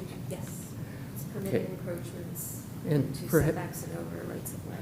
perhaps we need to be talking closer into the Sure, sure. microphone. Yeah, so that is from the article that covers the general applicability items, and under section 3-908, there are certain permitted encroachments that can go into a setback and also into or over a public right-of-way.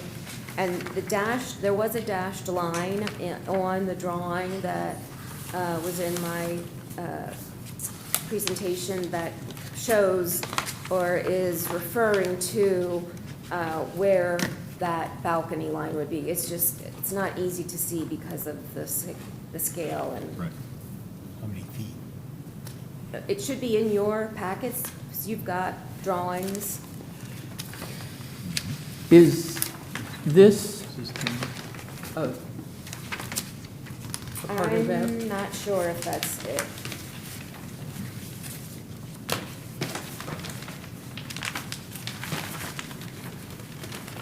There's not enough information on there, I don't know where north is, I don't know. I'm just not sure, and I'm not sure which version of the project this is.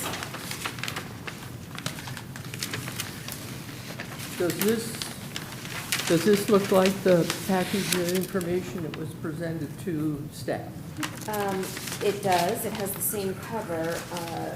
The initial submittal also had the same cover, so I would have to compare that to what I've reviewed and what's online to ensure that what you're asking me. What's your specific question, though? You're questioning if the balcony goes into the setback area? That's correct. Okay, but it is permitted by code to do that? Yes. Yes. Could you The code read clearly this states section? that balconies, decks, bay windows, and similar features that linearly extend 50% or less of the width of the building wall to which they are attached shall be permitted to extend into a required setback area not more than 24 inches, provided through access is not obstructed. And So the maximum, if we're reading that correct, I'm just going to jump in here, sorry, Bill. Is it the maximum extension 24 inches into the setback area? Is that what I'm reading, or is it different? There's also Is it different? other, this is part of that entire section of the code. Yeah. If you start up at the top, where you've got permitted encroachments into the setbacks and over street rights-of-ways, item number A, number 1, says, in the tourist, commercial, and downtown districts, such projections shall be limited to 10 feet and shall be permitted in any required setback and over street rights-of-way, provided clearance of 8 feet over grade. And so that was referring to things that are not attached to the ground. It's a projection of the building. I'm gonna- So, yeah, I mean, it kind of, there's different, Right. Melissa, would those things be addressed in a building permit and when building They- application? yeah, absolutely. I mean, They will be looking at setback, they will be Correct, looking at yeah. the construction And of the if it's building if it not- encroaches. Yeah, they can't ask for more. Well, I mean to jump in yours, but go right ahead. The question that I have for you is there anything in the application that indicates whether that balcony is more than 24 inches? I would have to go And- through everything. I And don't- if it was more than 24 inches, would they not require a deviation to proceed with the project? So the way our code is written, you can ask for certain things. Did they ask for such a variance? Well, Or- I also want to sort of maybe put a little pause on, because we're not looking specifically at Beach by Design. And number one, specifically the the old Florida Character District. So the hierarchy of the code is, this actually comes last. This is the CDC. First, we look at the old Florida Character District of Beach by Design, which has very specific parameters listed in it. After that part, you move to the design guidelines of Beach by Design. And everything or things that are not included in the design guidelines then default back to the regular community development code. Mr. Johnson, may I just jump in for a quick moment, if you don't mind? On page C31 of the plans that provided in our packet, it shows the balcony area that you're talking about here being 3.5 feet into the 10-foot north setback area. And my very specific question for you, is there a code section specifically that addresses that? That's probably the easiest way to ask the question, I think. I can just flip mine around if you want to take a look. It's not. That's precisely what I Okay. also saw. I just wanted to cut to the chase on the question rather than. And the code seems to allow only 24 inches without asking for additional flexibility. But I really had several other things to ask. Yeah, go ahead.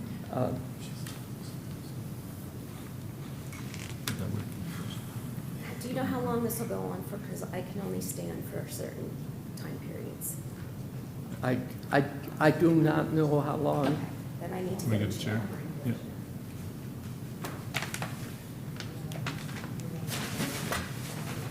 Can you grab the mic, one of the mics, give her, while she's seated? That'd be perfect. Thank you. Thank you, Rosemary. Thank you, Melissa.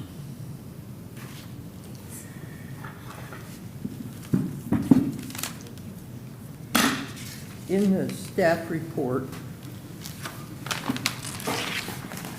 there's a section on the general applicability standards. It's on page 8. Yes. In the first section there, 914A1, the last sentence reads, "The proposal will be in harmony with adjacent properties." Are you aware of any evidence that the applicant submitted that, because they had the burden of submitting evidence, substantial competent evidence to support their ability to comply with the code? Are you aware of any evidence that was submitted to indicate harmony with the adjoining properties? So the applicant submitted their information regarding the design of the proposed project, and that because it's in the old Florida Character District and it's meeting the old Florida Character District requirements, that this is the anticipated character of the neighborhood. This is what Beach by Design envisioned. And if it isn't what they envisioned, it wouldn't be written in Beach by Design, specifically the Old Florida Character District. There would be something else there. Is this a level 2 application? Yes, it is. Is it not correct that the code applies the general applicability to level 2 Yes. yeah. reviews? And if you wanted to also, So, if we keep looking at my staff report and you go to the very end, there's a sheet with photographs. yes, If you look at directly across the street, which would be across Bay Esplanade to the west, is a property which is 60 Somerset Street. It used to be 692 Bay Esplanade. And I would say that that building, since it's already under construction and almost completed, is already starting to establish the desired and the envisioned character of this area within the Old Florida Character District.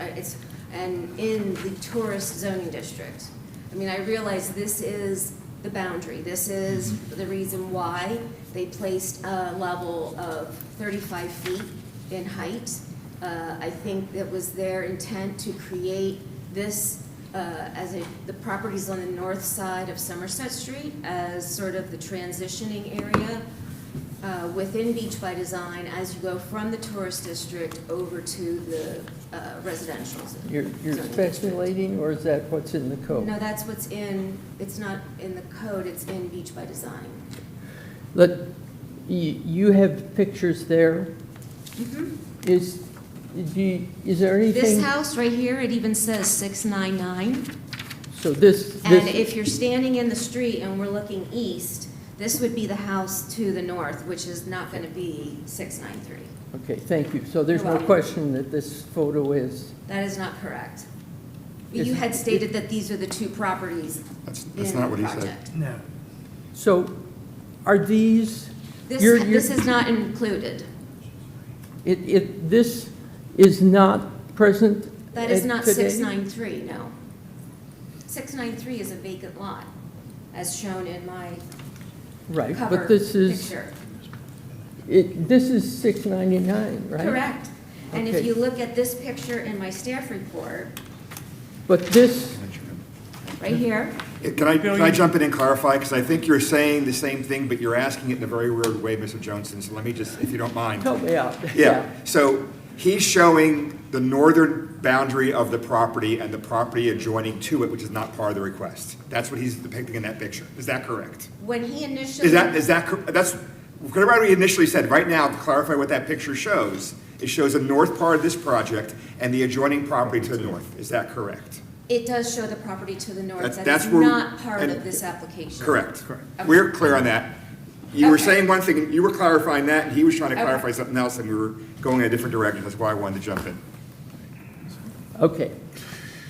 So, your staff report says that this project is in harmony with the adjacent properties. Correct. This Because this. is an adjacent property, is And that correct? That is an adjacent property, but it is Thank not you in for- the same character Thank you. You've area. answered my It's question. not the same zoning district. You answered It's my the low, medium question density residential district. that it is an adjacent property. Am I finished? May I be excused? No, I have another question for you. Can we take just I want to stop off for a second. Can we take a 5-minute break we have, one of the board members needs to have a break, so if we could have a 5-minute break, and we'll come back, please. Thank you. Thank you. We'll reconvene.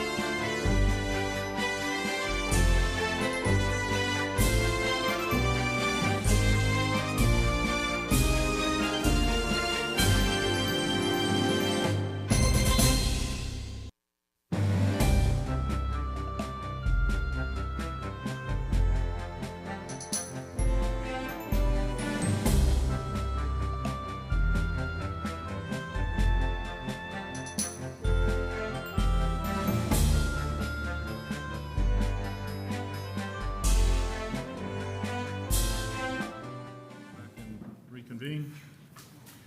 But I would just ask that, we just ask direct questions, obviously, and we can get some direct answers. Okay, thank you. Thank you, Mr. Chairman. I'd like to address the 914A5. Says the proposed development is residential use, is less intensive than otherwise allowed, and could you explain why this is less intensive than what else might be allowed there? I don't have the code. I could help you out. It was already addressed by the applicant. I mean, we already repeated this. We can put up to 9 units of density on it, and they're applying for 6, is my understanding of it. So that was brought up. I just want to help you with the answers too. I mean, The nine units would still be dependent on the 35-foot height, is that correct? Yes, No, that there's would- only 6 units. I know, but it's code allows for 9. Yeah, Right, this yeah. area, it places, and that would be on the Old Florida Character District. It's a maximum building height of 35 feet. Doesn't, North of Somerset. correct. It's Just steps. this, yeah, it's just. I don't, one- I'm trying to get to the direct questions. The Tourist Development District applies here, is that correct? Correct, this is the tourist zoning All right. district. And is there a standard development table within the tourist district? Yes. Could you show it to me? I don't know whether that's relevant. If there's something you want to present to it, then ask for it. If it's not there, then, you know. I'm that's- trying to answer the question that Commissioner Park asked as to why this is coming to this board. Yeah, I mean, if there's, I would, it's to save time. If there's something that's in conflict of what you see, Bill, I would There- suggest. The only reason it's coming to this board, and let me confirm that, in a level 1, the flexible standard, it does not allow resort dwellings, is that right? It's in the code, it does allow it. Yeah. It does. The tourist zoning district, there's either level 1 uses or they're level 2 uses. And whichever table you fall within in terms of your building parameters determines then the application that you adhere to. This is level 2, the flexible development includes resort attached. That's what this application is for, is that correct? Yes? Okay. In the level 1, there's no resort dwelling. I can't see what you're referring to. Can we help out? If I may, it is also a level 1 application use. It is contained, a resort attached dwelling is listed in the Flexible Standard Development Standards Table 2-802.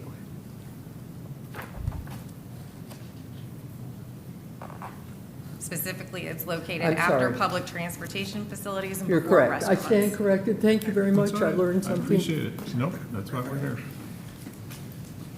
And just for the record, Lauren Matzke, Planning and Development for good measure. Thank you, Laura. Okay, so just to summarize, the picture that we had did show the adjacent property, Mr. Johnson, are you going over the same questions again? and the applicant did not provide information on the compatibility or the harmony with these properties. It's your opinion. That's, That's But that was a correct. question, I thought it was a statement, I'm sorry. What is the question? The applicant did not provide evidence of the harmony with the property to the north. The applicant provided the necessary responses required by Old Florida Character District and Beach by Design, as well as the remainder of the Community Development Code. Did they provide evidence to be consistent with 914-1. Mr. Johnson, you already asked that question. Yeah. And I think she I mean, answered it, yes. Yeah, I do. I think, yeah. Thank you. Those are Thank my you. questions. Thank you.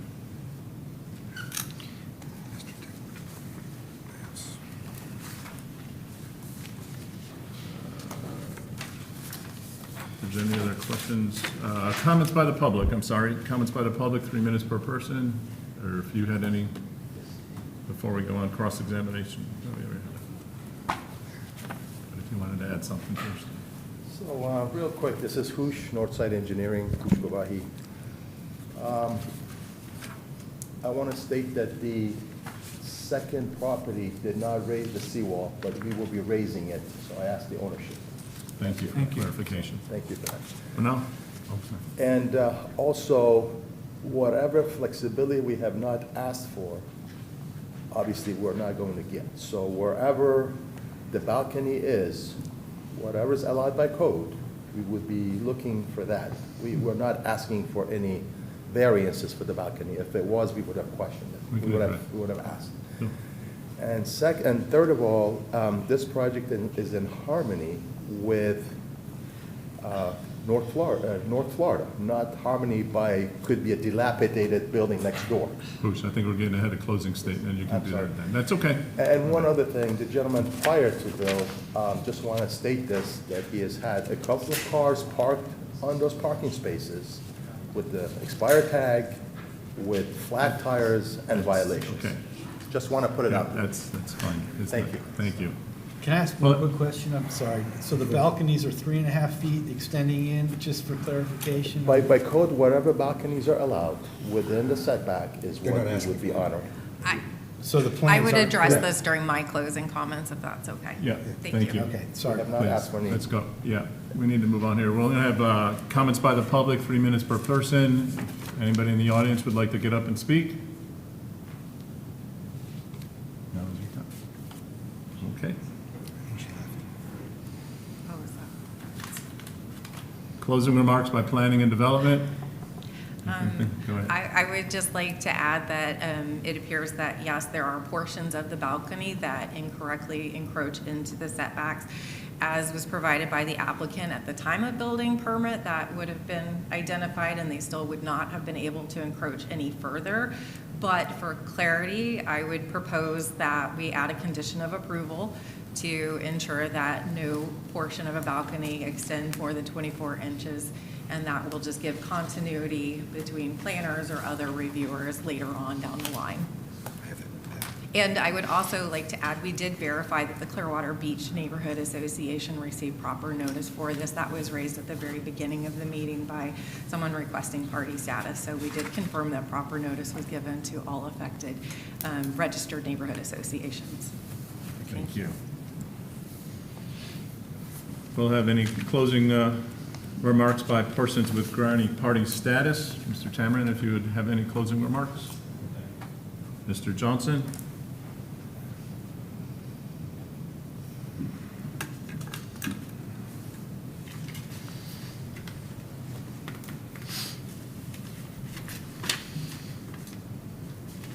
Thank you. I apologize for keep beating this subject, but the code was designed as a redevelopment code.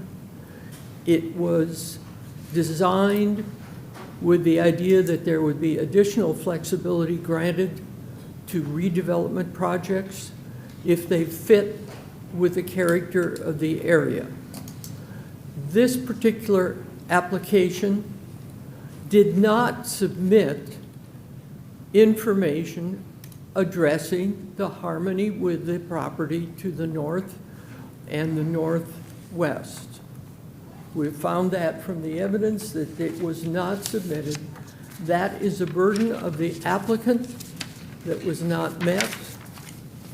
And so they did not follow the code.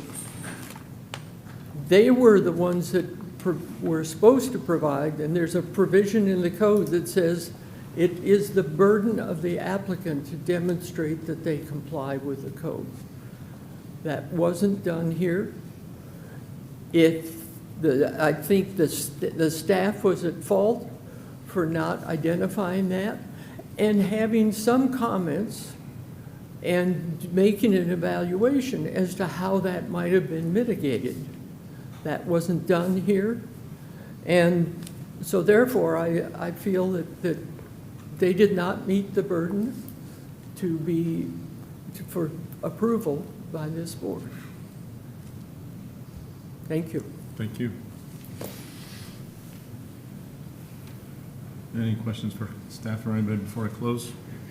The applicant also has closing remarks available. I know he. Is that, I'd ask, is that a requirement that the applicant has to provide that? I think we can discuss that amongst Yeah. ourselves. Mr. Hoos, did you have any closing remarks? Did you have anything further by the applicant? Sorry. Yes. No.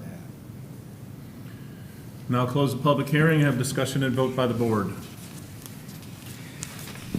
Can I begin? You can start. Okay. Well, I want to thank everybody for showing up and presenting their positions on things, and I know that it could be frustrating for those people, especially living nearby. I did want to comment on the remarks made by, I don't want to get your name incorrect. Is it Timrin? Timrin, sorry. I think your comments merit consideration, but not by this board. I think those comments really are go to what the code should provide or not provide in terms of density. We have to determine today what the current code says and what's allowed and what's not allowed. I think that the arguments you make are something that everyone needs to be considering, especially in light of the damage from the storms and everything, but it's not, until the code changes, we have to follow what's there presently.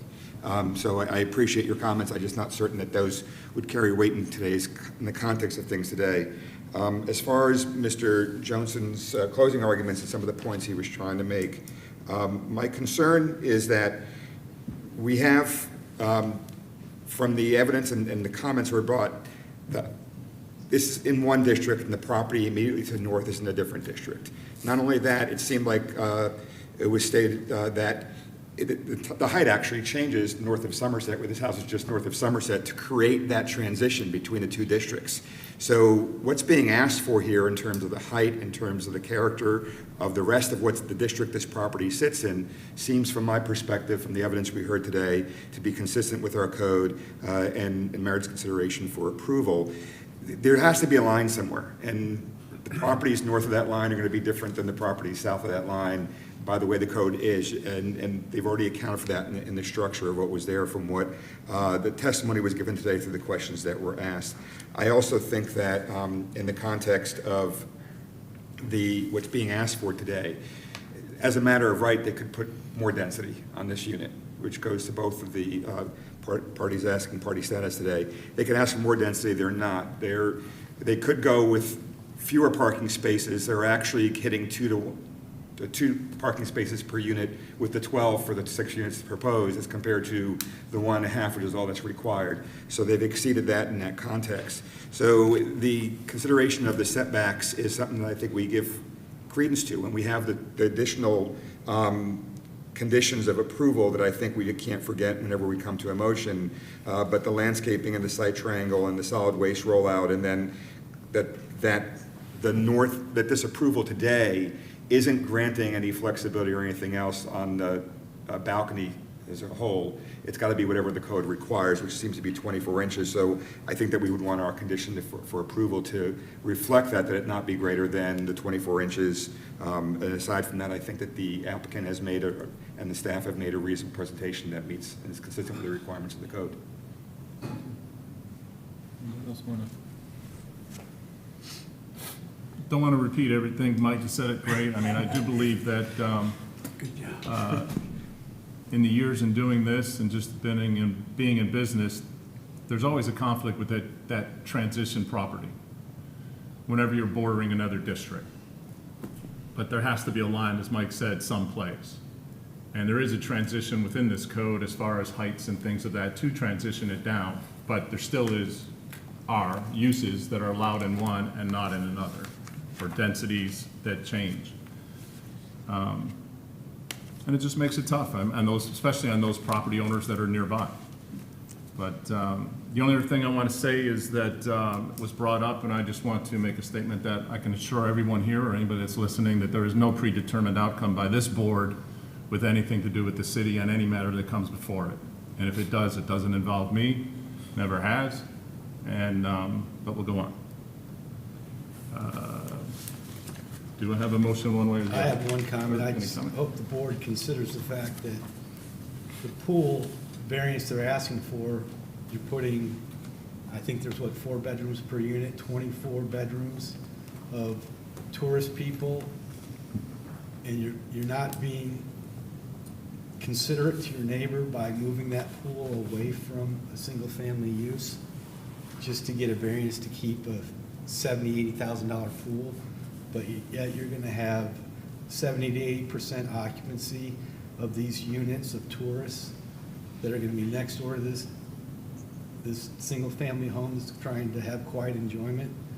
I think if I was owning that home, I'd put it up for sale because it's just, you'd be so loud and onerous on these people. Because I've witnessed tourist residential, the influx of people that come in, it'll be more than 12 cars, I guarantee you. And it will be a lot of partying constantly. And I think that's the consideration the applicant should have considered prior to asking for a waiver from it. We wouldn't even be here had they done that for this case. But again, if I can enter in there, I've never heard anybody from 701 come before us and make any pros or cons to the property approachment. So to me, that's a moot point. If 701 isn't worried about it, then nobody else should be either. He's absentee, doesn't live there full time. Anybody else? Do I have a motion one way or the other? I'll take a stab at it.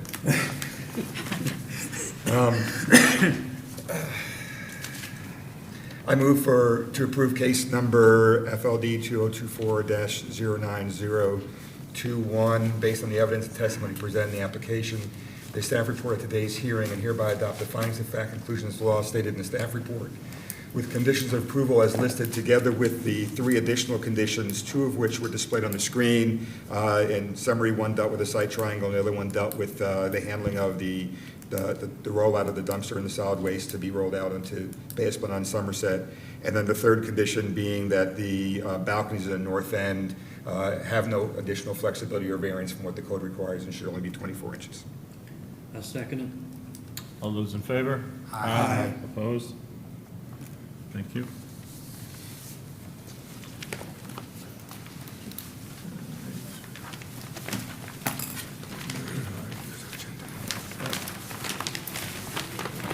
Director's items.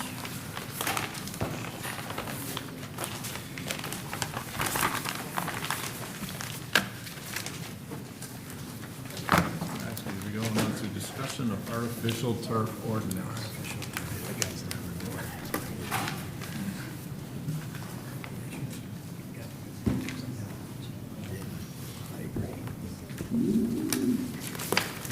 Good afternoon.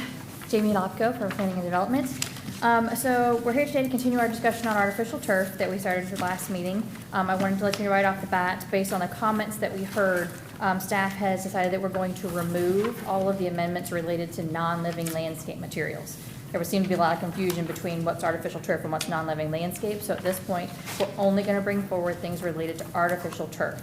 So the section that you previously had that was 3.1204 that we kind of had a lot of discussion about, that has been removed altogether. So, but I wanted to go over the 3 items that I heard from the last meeting that were artificial turf related and let you know how we're addressing those. And then we can get into any other concerns you may have that staff may need information on to provide a recommendation for you for your January meeting. The first was related to the pile height.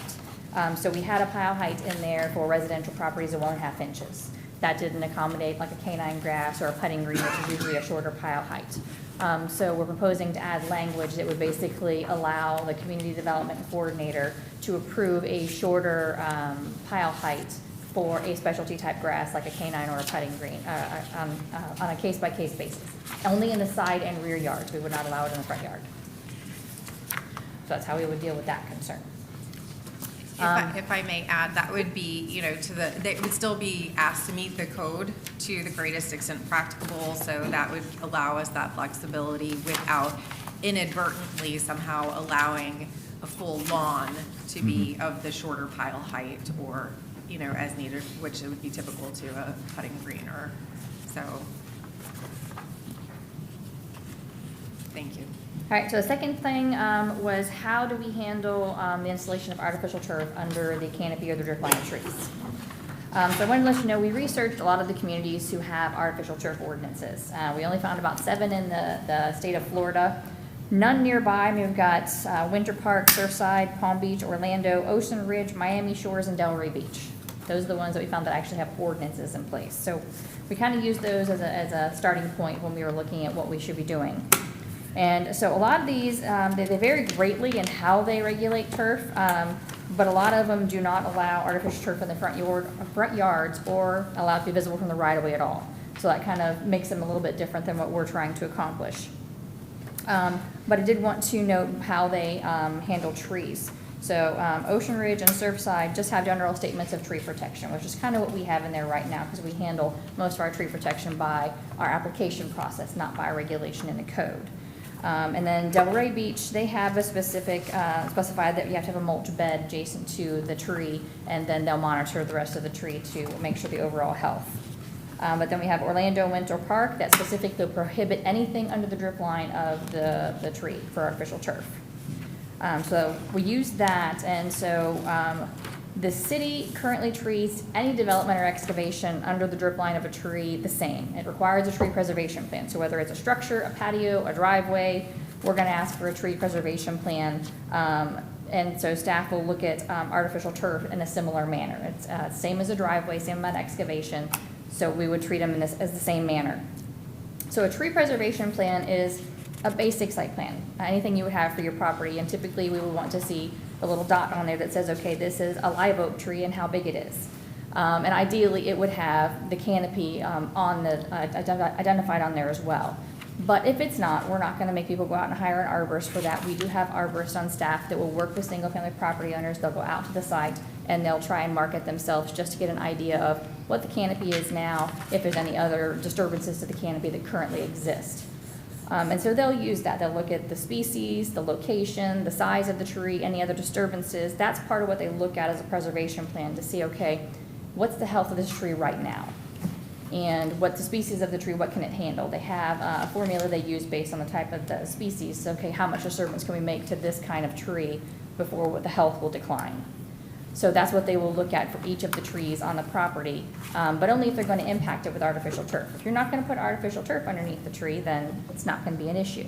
But if there is a request to put turf underneath the tree, they will ask for that tree preservation plan, and it will trigger an inspection. They will go out as part of the review of the permit. It usually takes about 3 days to get your permit. So during that 3 days, the arborist will go out, take a look at the trees, take a look at the health of the trees, look at the canopy to see what's there, and to give them an idea, okay, is it going to be 5 feet? Is it going to be 10 feet? How far away from that trunk can this tree handle having that amount of disturbance and still survive?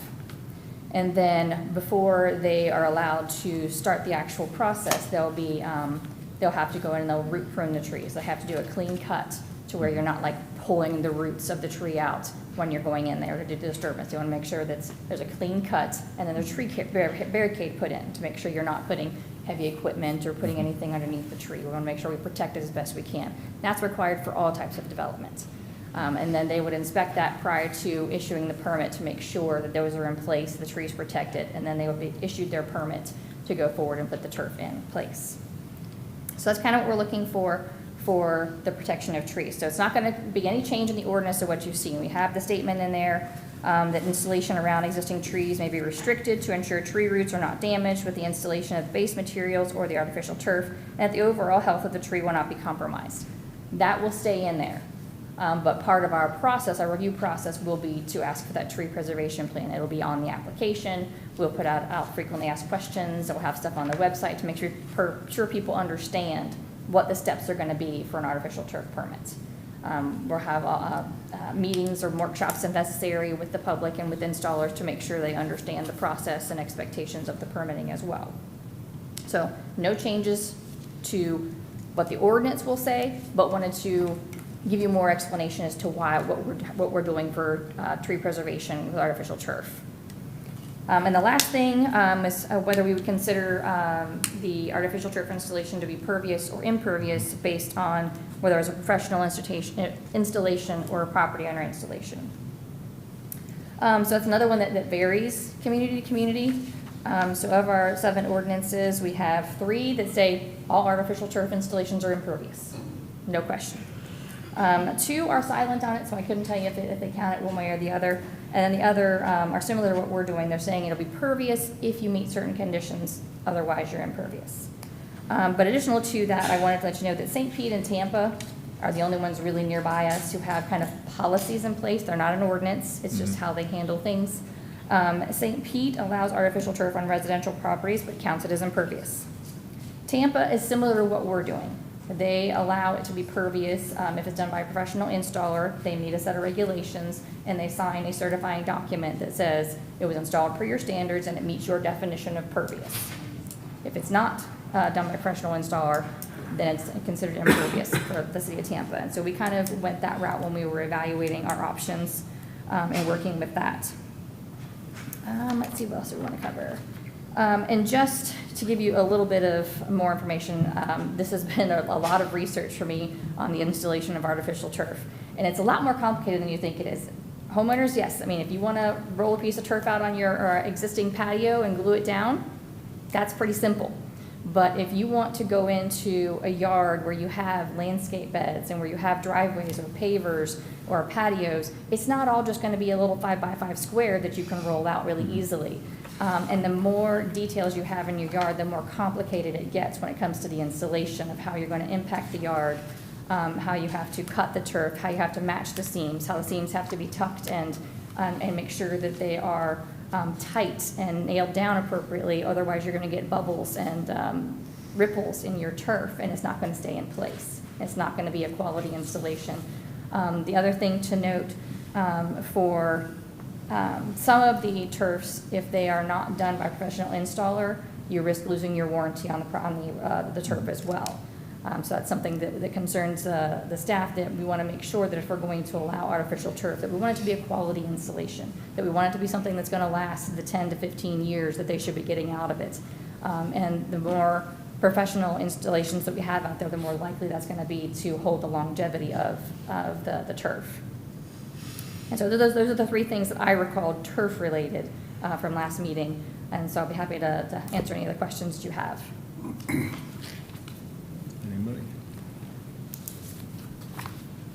If I can get some clarification, and this has had really nothing with your presentation, but I was under the impression at the work session yesterday, I haven't watched it yet, but I've been told that city council is already voting on something? No, that item, it was advertised for that meeting, so it had to appear on the agenda, but it was continued to a date uncertain because they have not gotten a recommendation from this board yet. Okay. Unrelated to today, are you going to, at some point in the future, be proposing something related to non-living landscape materials? Because I see those everywhere, so it's at some point we have to recognize that it exists. Yes, I mean, it will stay on our list of possible code amendments in the future. It's just something we want to make sure that our turf gets moving. I agree with the strategy of removing it and resolving a lot of the potential confusion. Yes. Can you explain how the turf address with commercial properties? This is a citywide ordinance, so it's Yeah. not picking one versus the other. They would be held to the same standard that they would only have the option to hire a professional installer and meet the regulations. So on a front property, on the front of a commercial, whatever, office building that has landscape out front, is there a possibility, I just want to cut to it, just state it, the front of the property with turf, is it allowed? with To a limited professional- degree, they're gonna have Yeah. to submit a landscape plan, whereas a single-family property is not subject to the landscape standards. The commercial would, they have to have a landscape plan. And what are we gonna do with properties that already have it down right now? Are we going to? There is a provision in there for existing turf to remain in place as it is, and as long as it's maintained. They do have to meet the maintenance standards, and so if we see that it's in disrepair or faded, we will pursue maintenance requests for them to do that. But once they go to replace it, they will have to come to compliance. Okay, thank you. Any other questions? Do we have a recommendation, a vote for a recommendation? How we do this, a motion? Nope, this is just a Just workshop. need a recommend- Feel free to give feedback if that's appropriate, but you don't take any action on this today. Yeah, at the board's request, we're holding a workshop, so if there's any other feedback related to the artificial turf, understanding you didn't get the ordinance in time to truly utilize last month, this is our opportunity, because anything that you bring up, we'll have to make a determination whether it's something that staff supports including or not, and bring that forward for the official public hearing next month. Would there be any, So- one question, would there be any special considerations for commercial athletic fields, baseball, football, or they fall under the same standards? They fall under the same standards, other than they get the exception to use, they can have different color on the turf. And they can also use the crumb rubber where we would, infill, where we would not allow on our residential. So there are some special circumstances for athletic fields, but in dealing with our Parks and Rec department, they deal with a lot of athletic fields. They said they always hire a professional installer, and they have their own set of standards that they will probably exceed what ours will have when it comes to being pervious. They usually put a drainage field underneath as well, so. They get a few exceptions when it comes to the pile height, the color of the turf, and the crumb rubber infill. Jamie, remind me, does that apply to just like city athletic fields, or like if like some private operator has an athletic field, would they also be able to use the crumb rubber? I just wanted to. I believe it used to just say athletic fields. That's a- It's just athletic fields, it's independent of ownership, so Schools they and- typically are schools, but, and city fields, ball fields, et cetera. Good question. All right. Anything else? Well, if I may, related to this item, I just wanted to let the board know that this is Jamie's last meeting with the city. She will be departing prior to your next meeting. So she's worked tirelessly on this, among other projects. As you know, she brought forward the accessory dwelling units. We had the North Greenwood plan.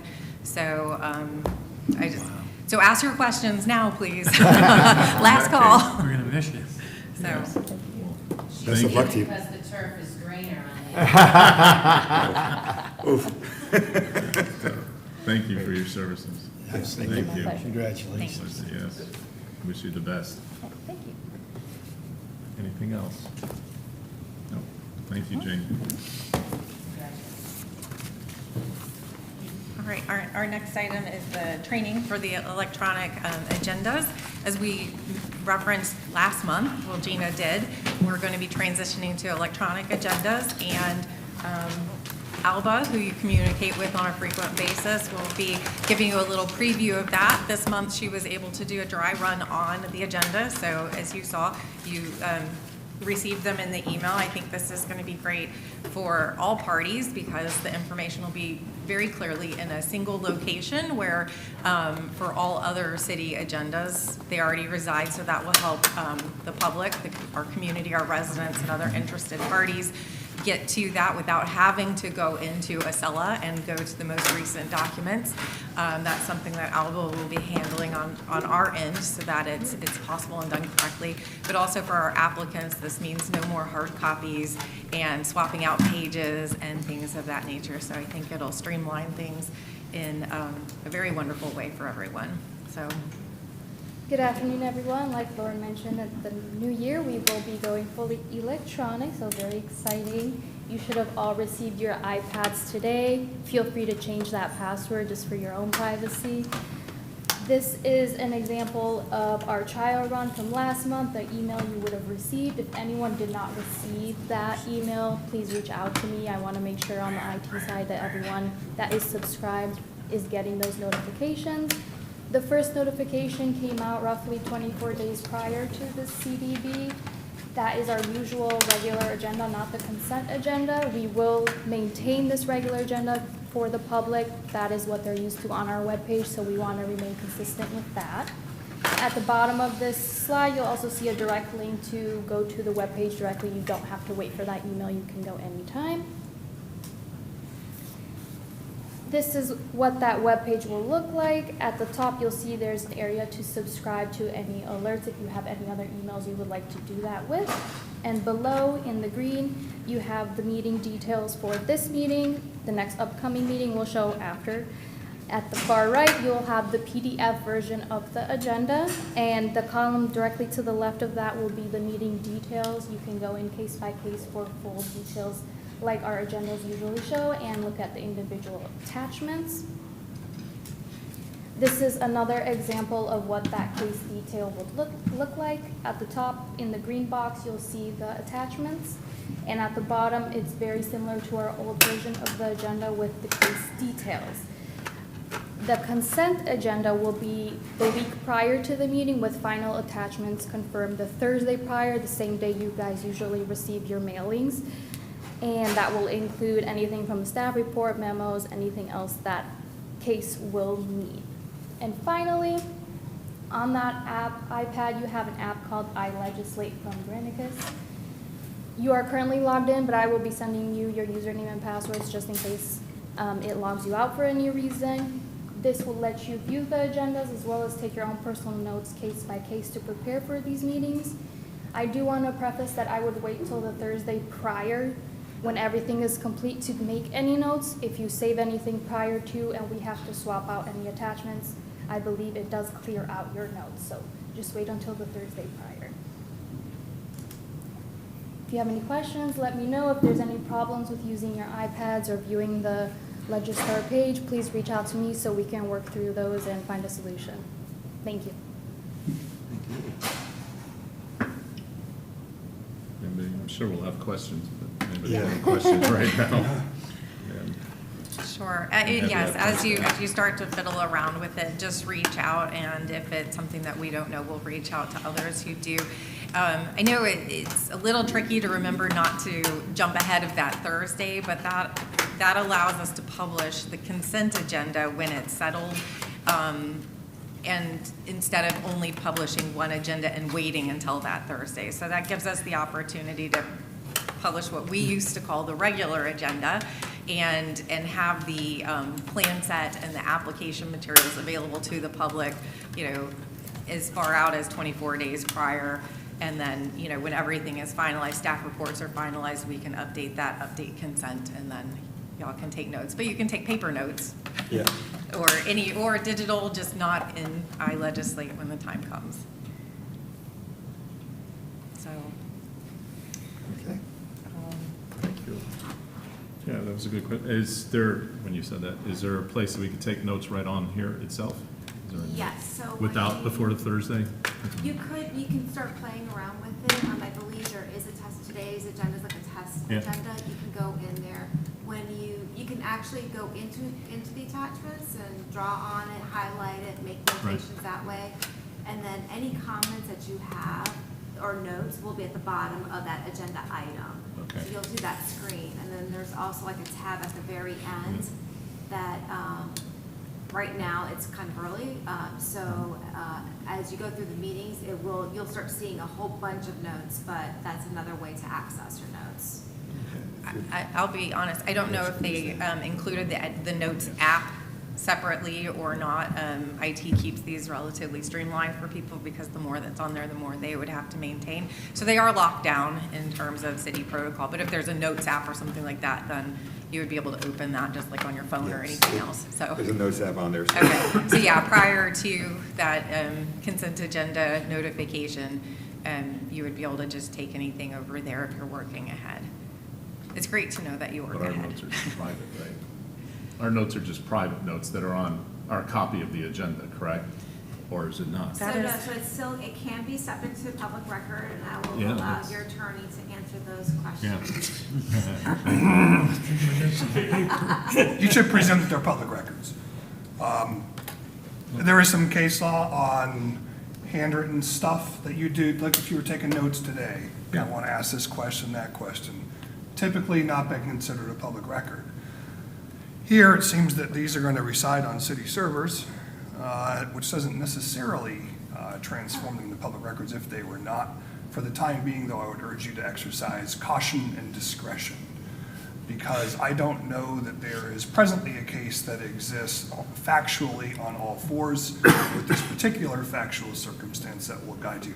I think that we could rely on the older case law to say there's no difference between making notes to yourself. And the distinction is, if you take a note to yourself, that's informing your own thought process, right? It's for you, it's not public.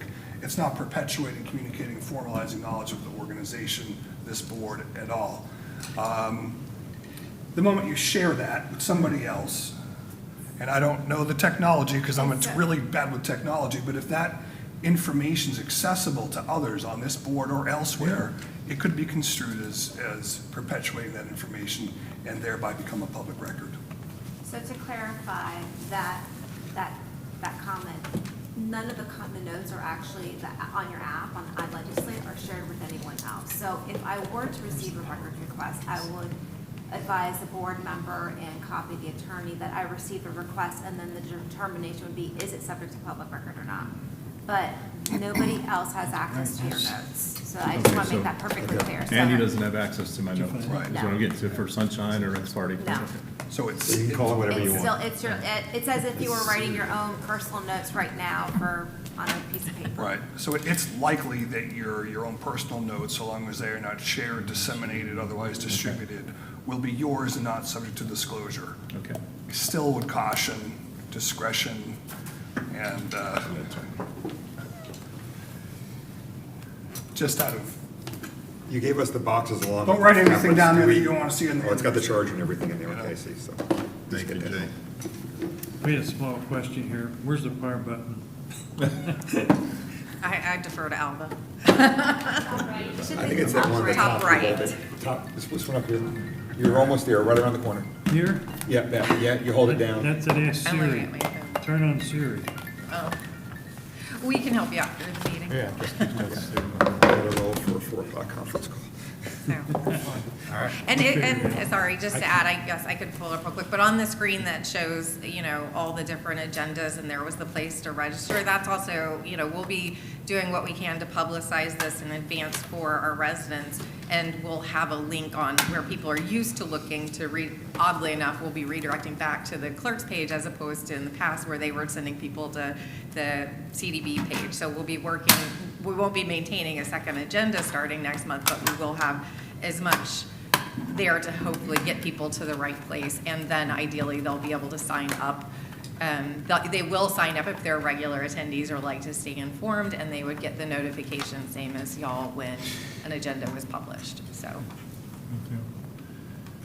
If there's nothing else, I just want to say thank you for 2024 to staff and all that you do and every member of it, and for everybody that participates, to the board members, to our esteemed legal counsel. Everybody else, thank you. Wish everybody a Merry Christmas, Happy Hanukkah, and a blessed Happy New Year. This meeting is adjourned at 3:33. Well done, sir. Merry Christmas.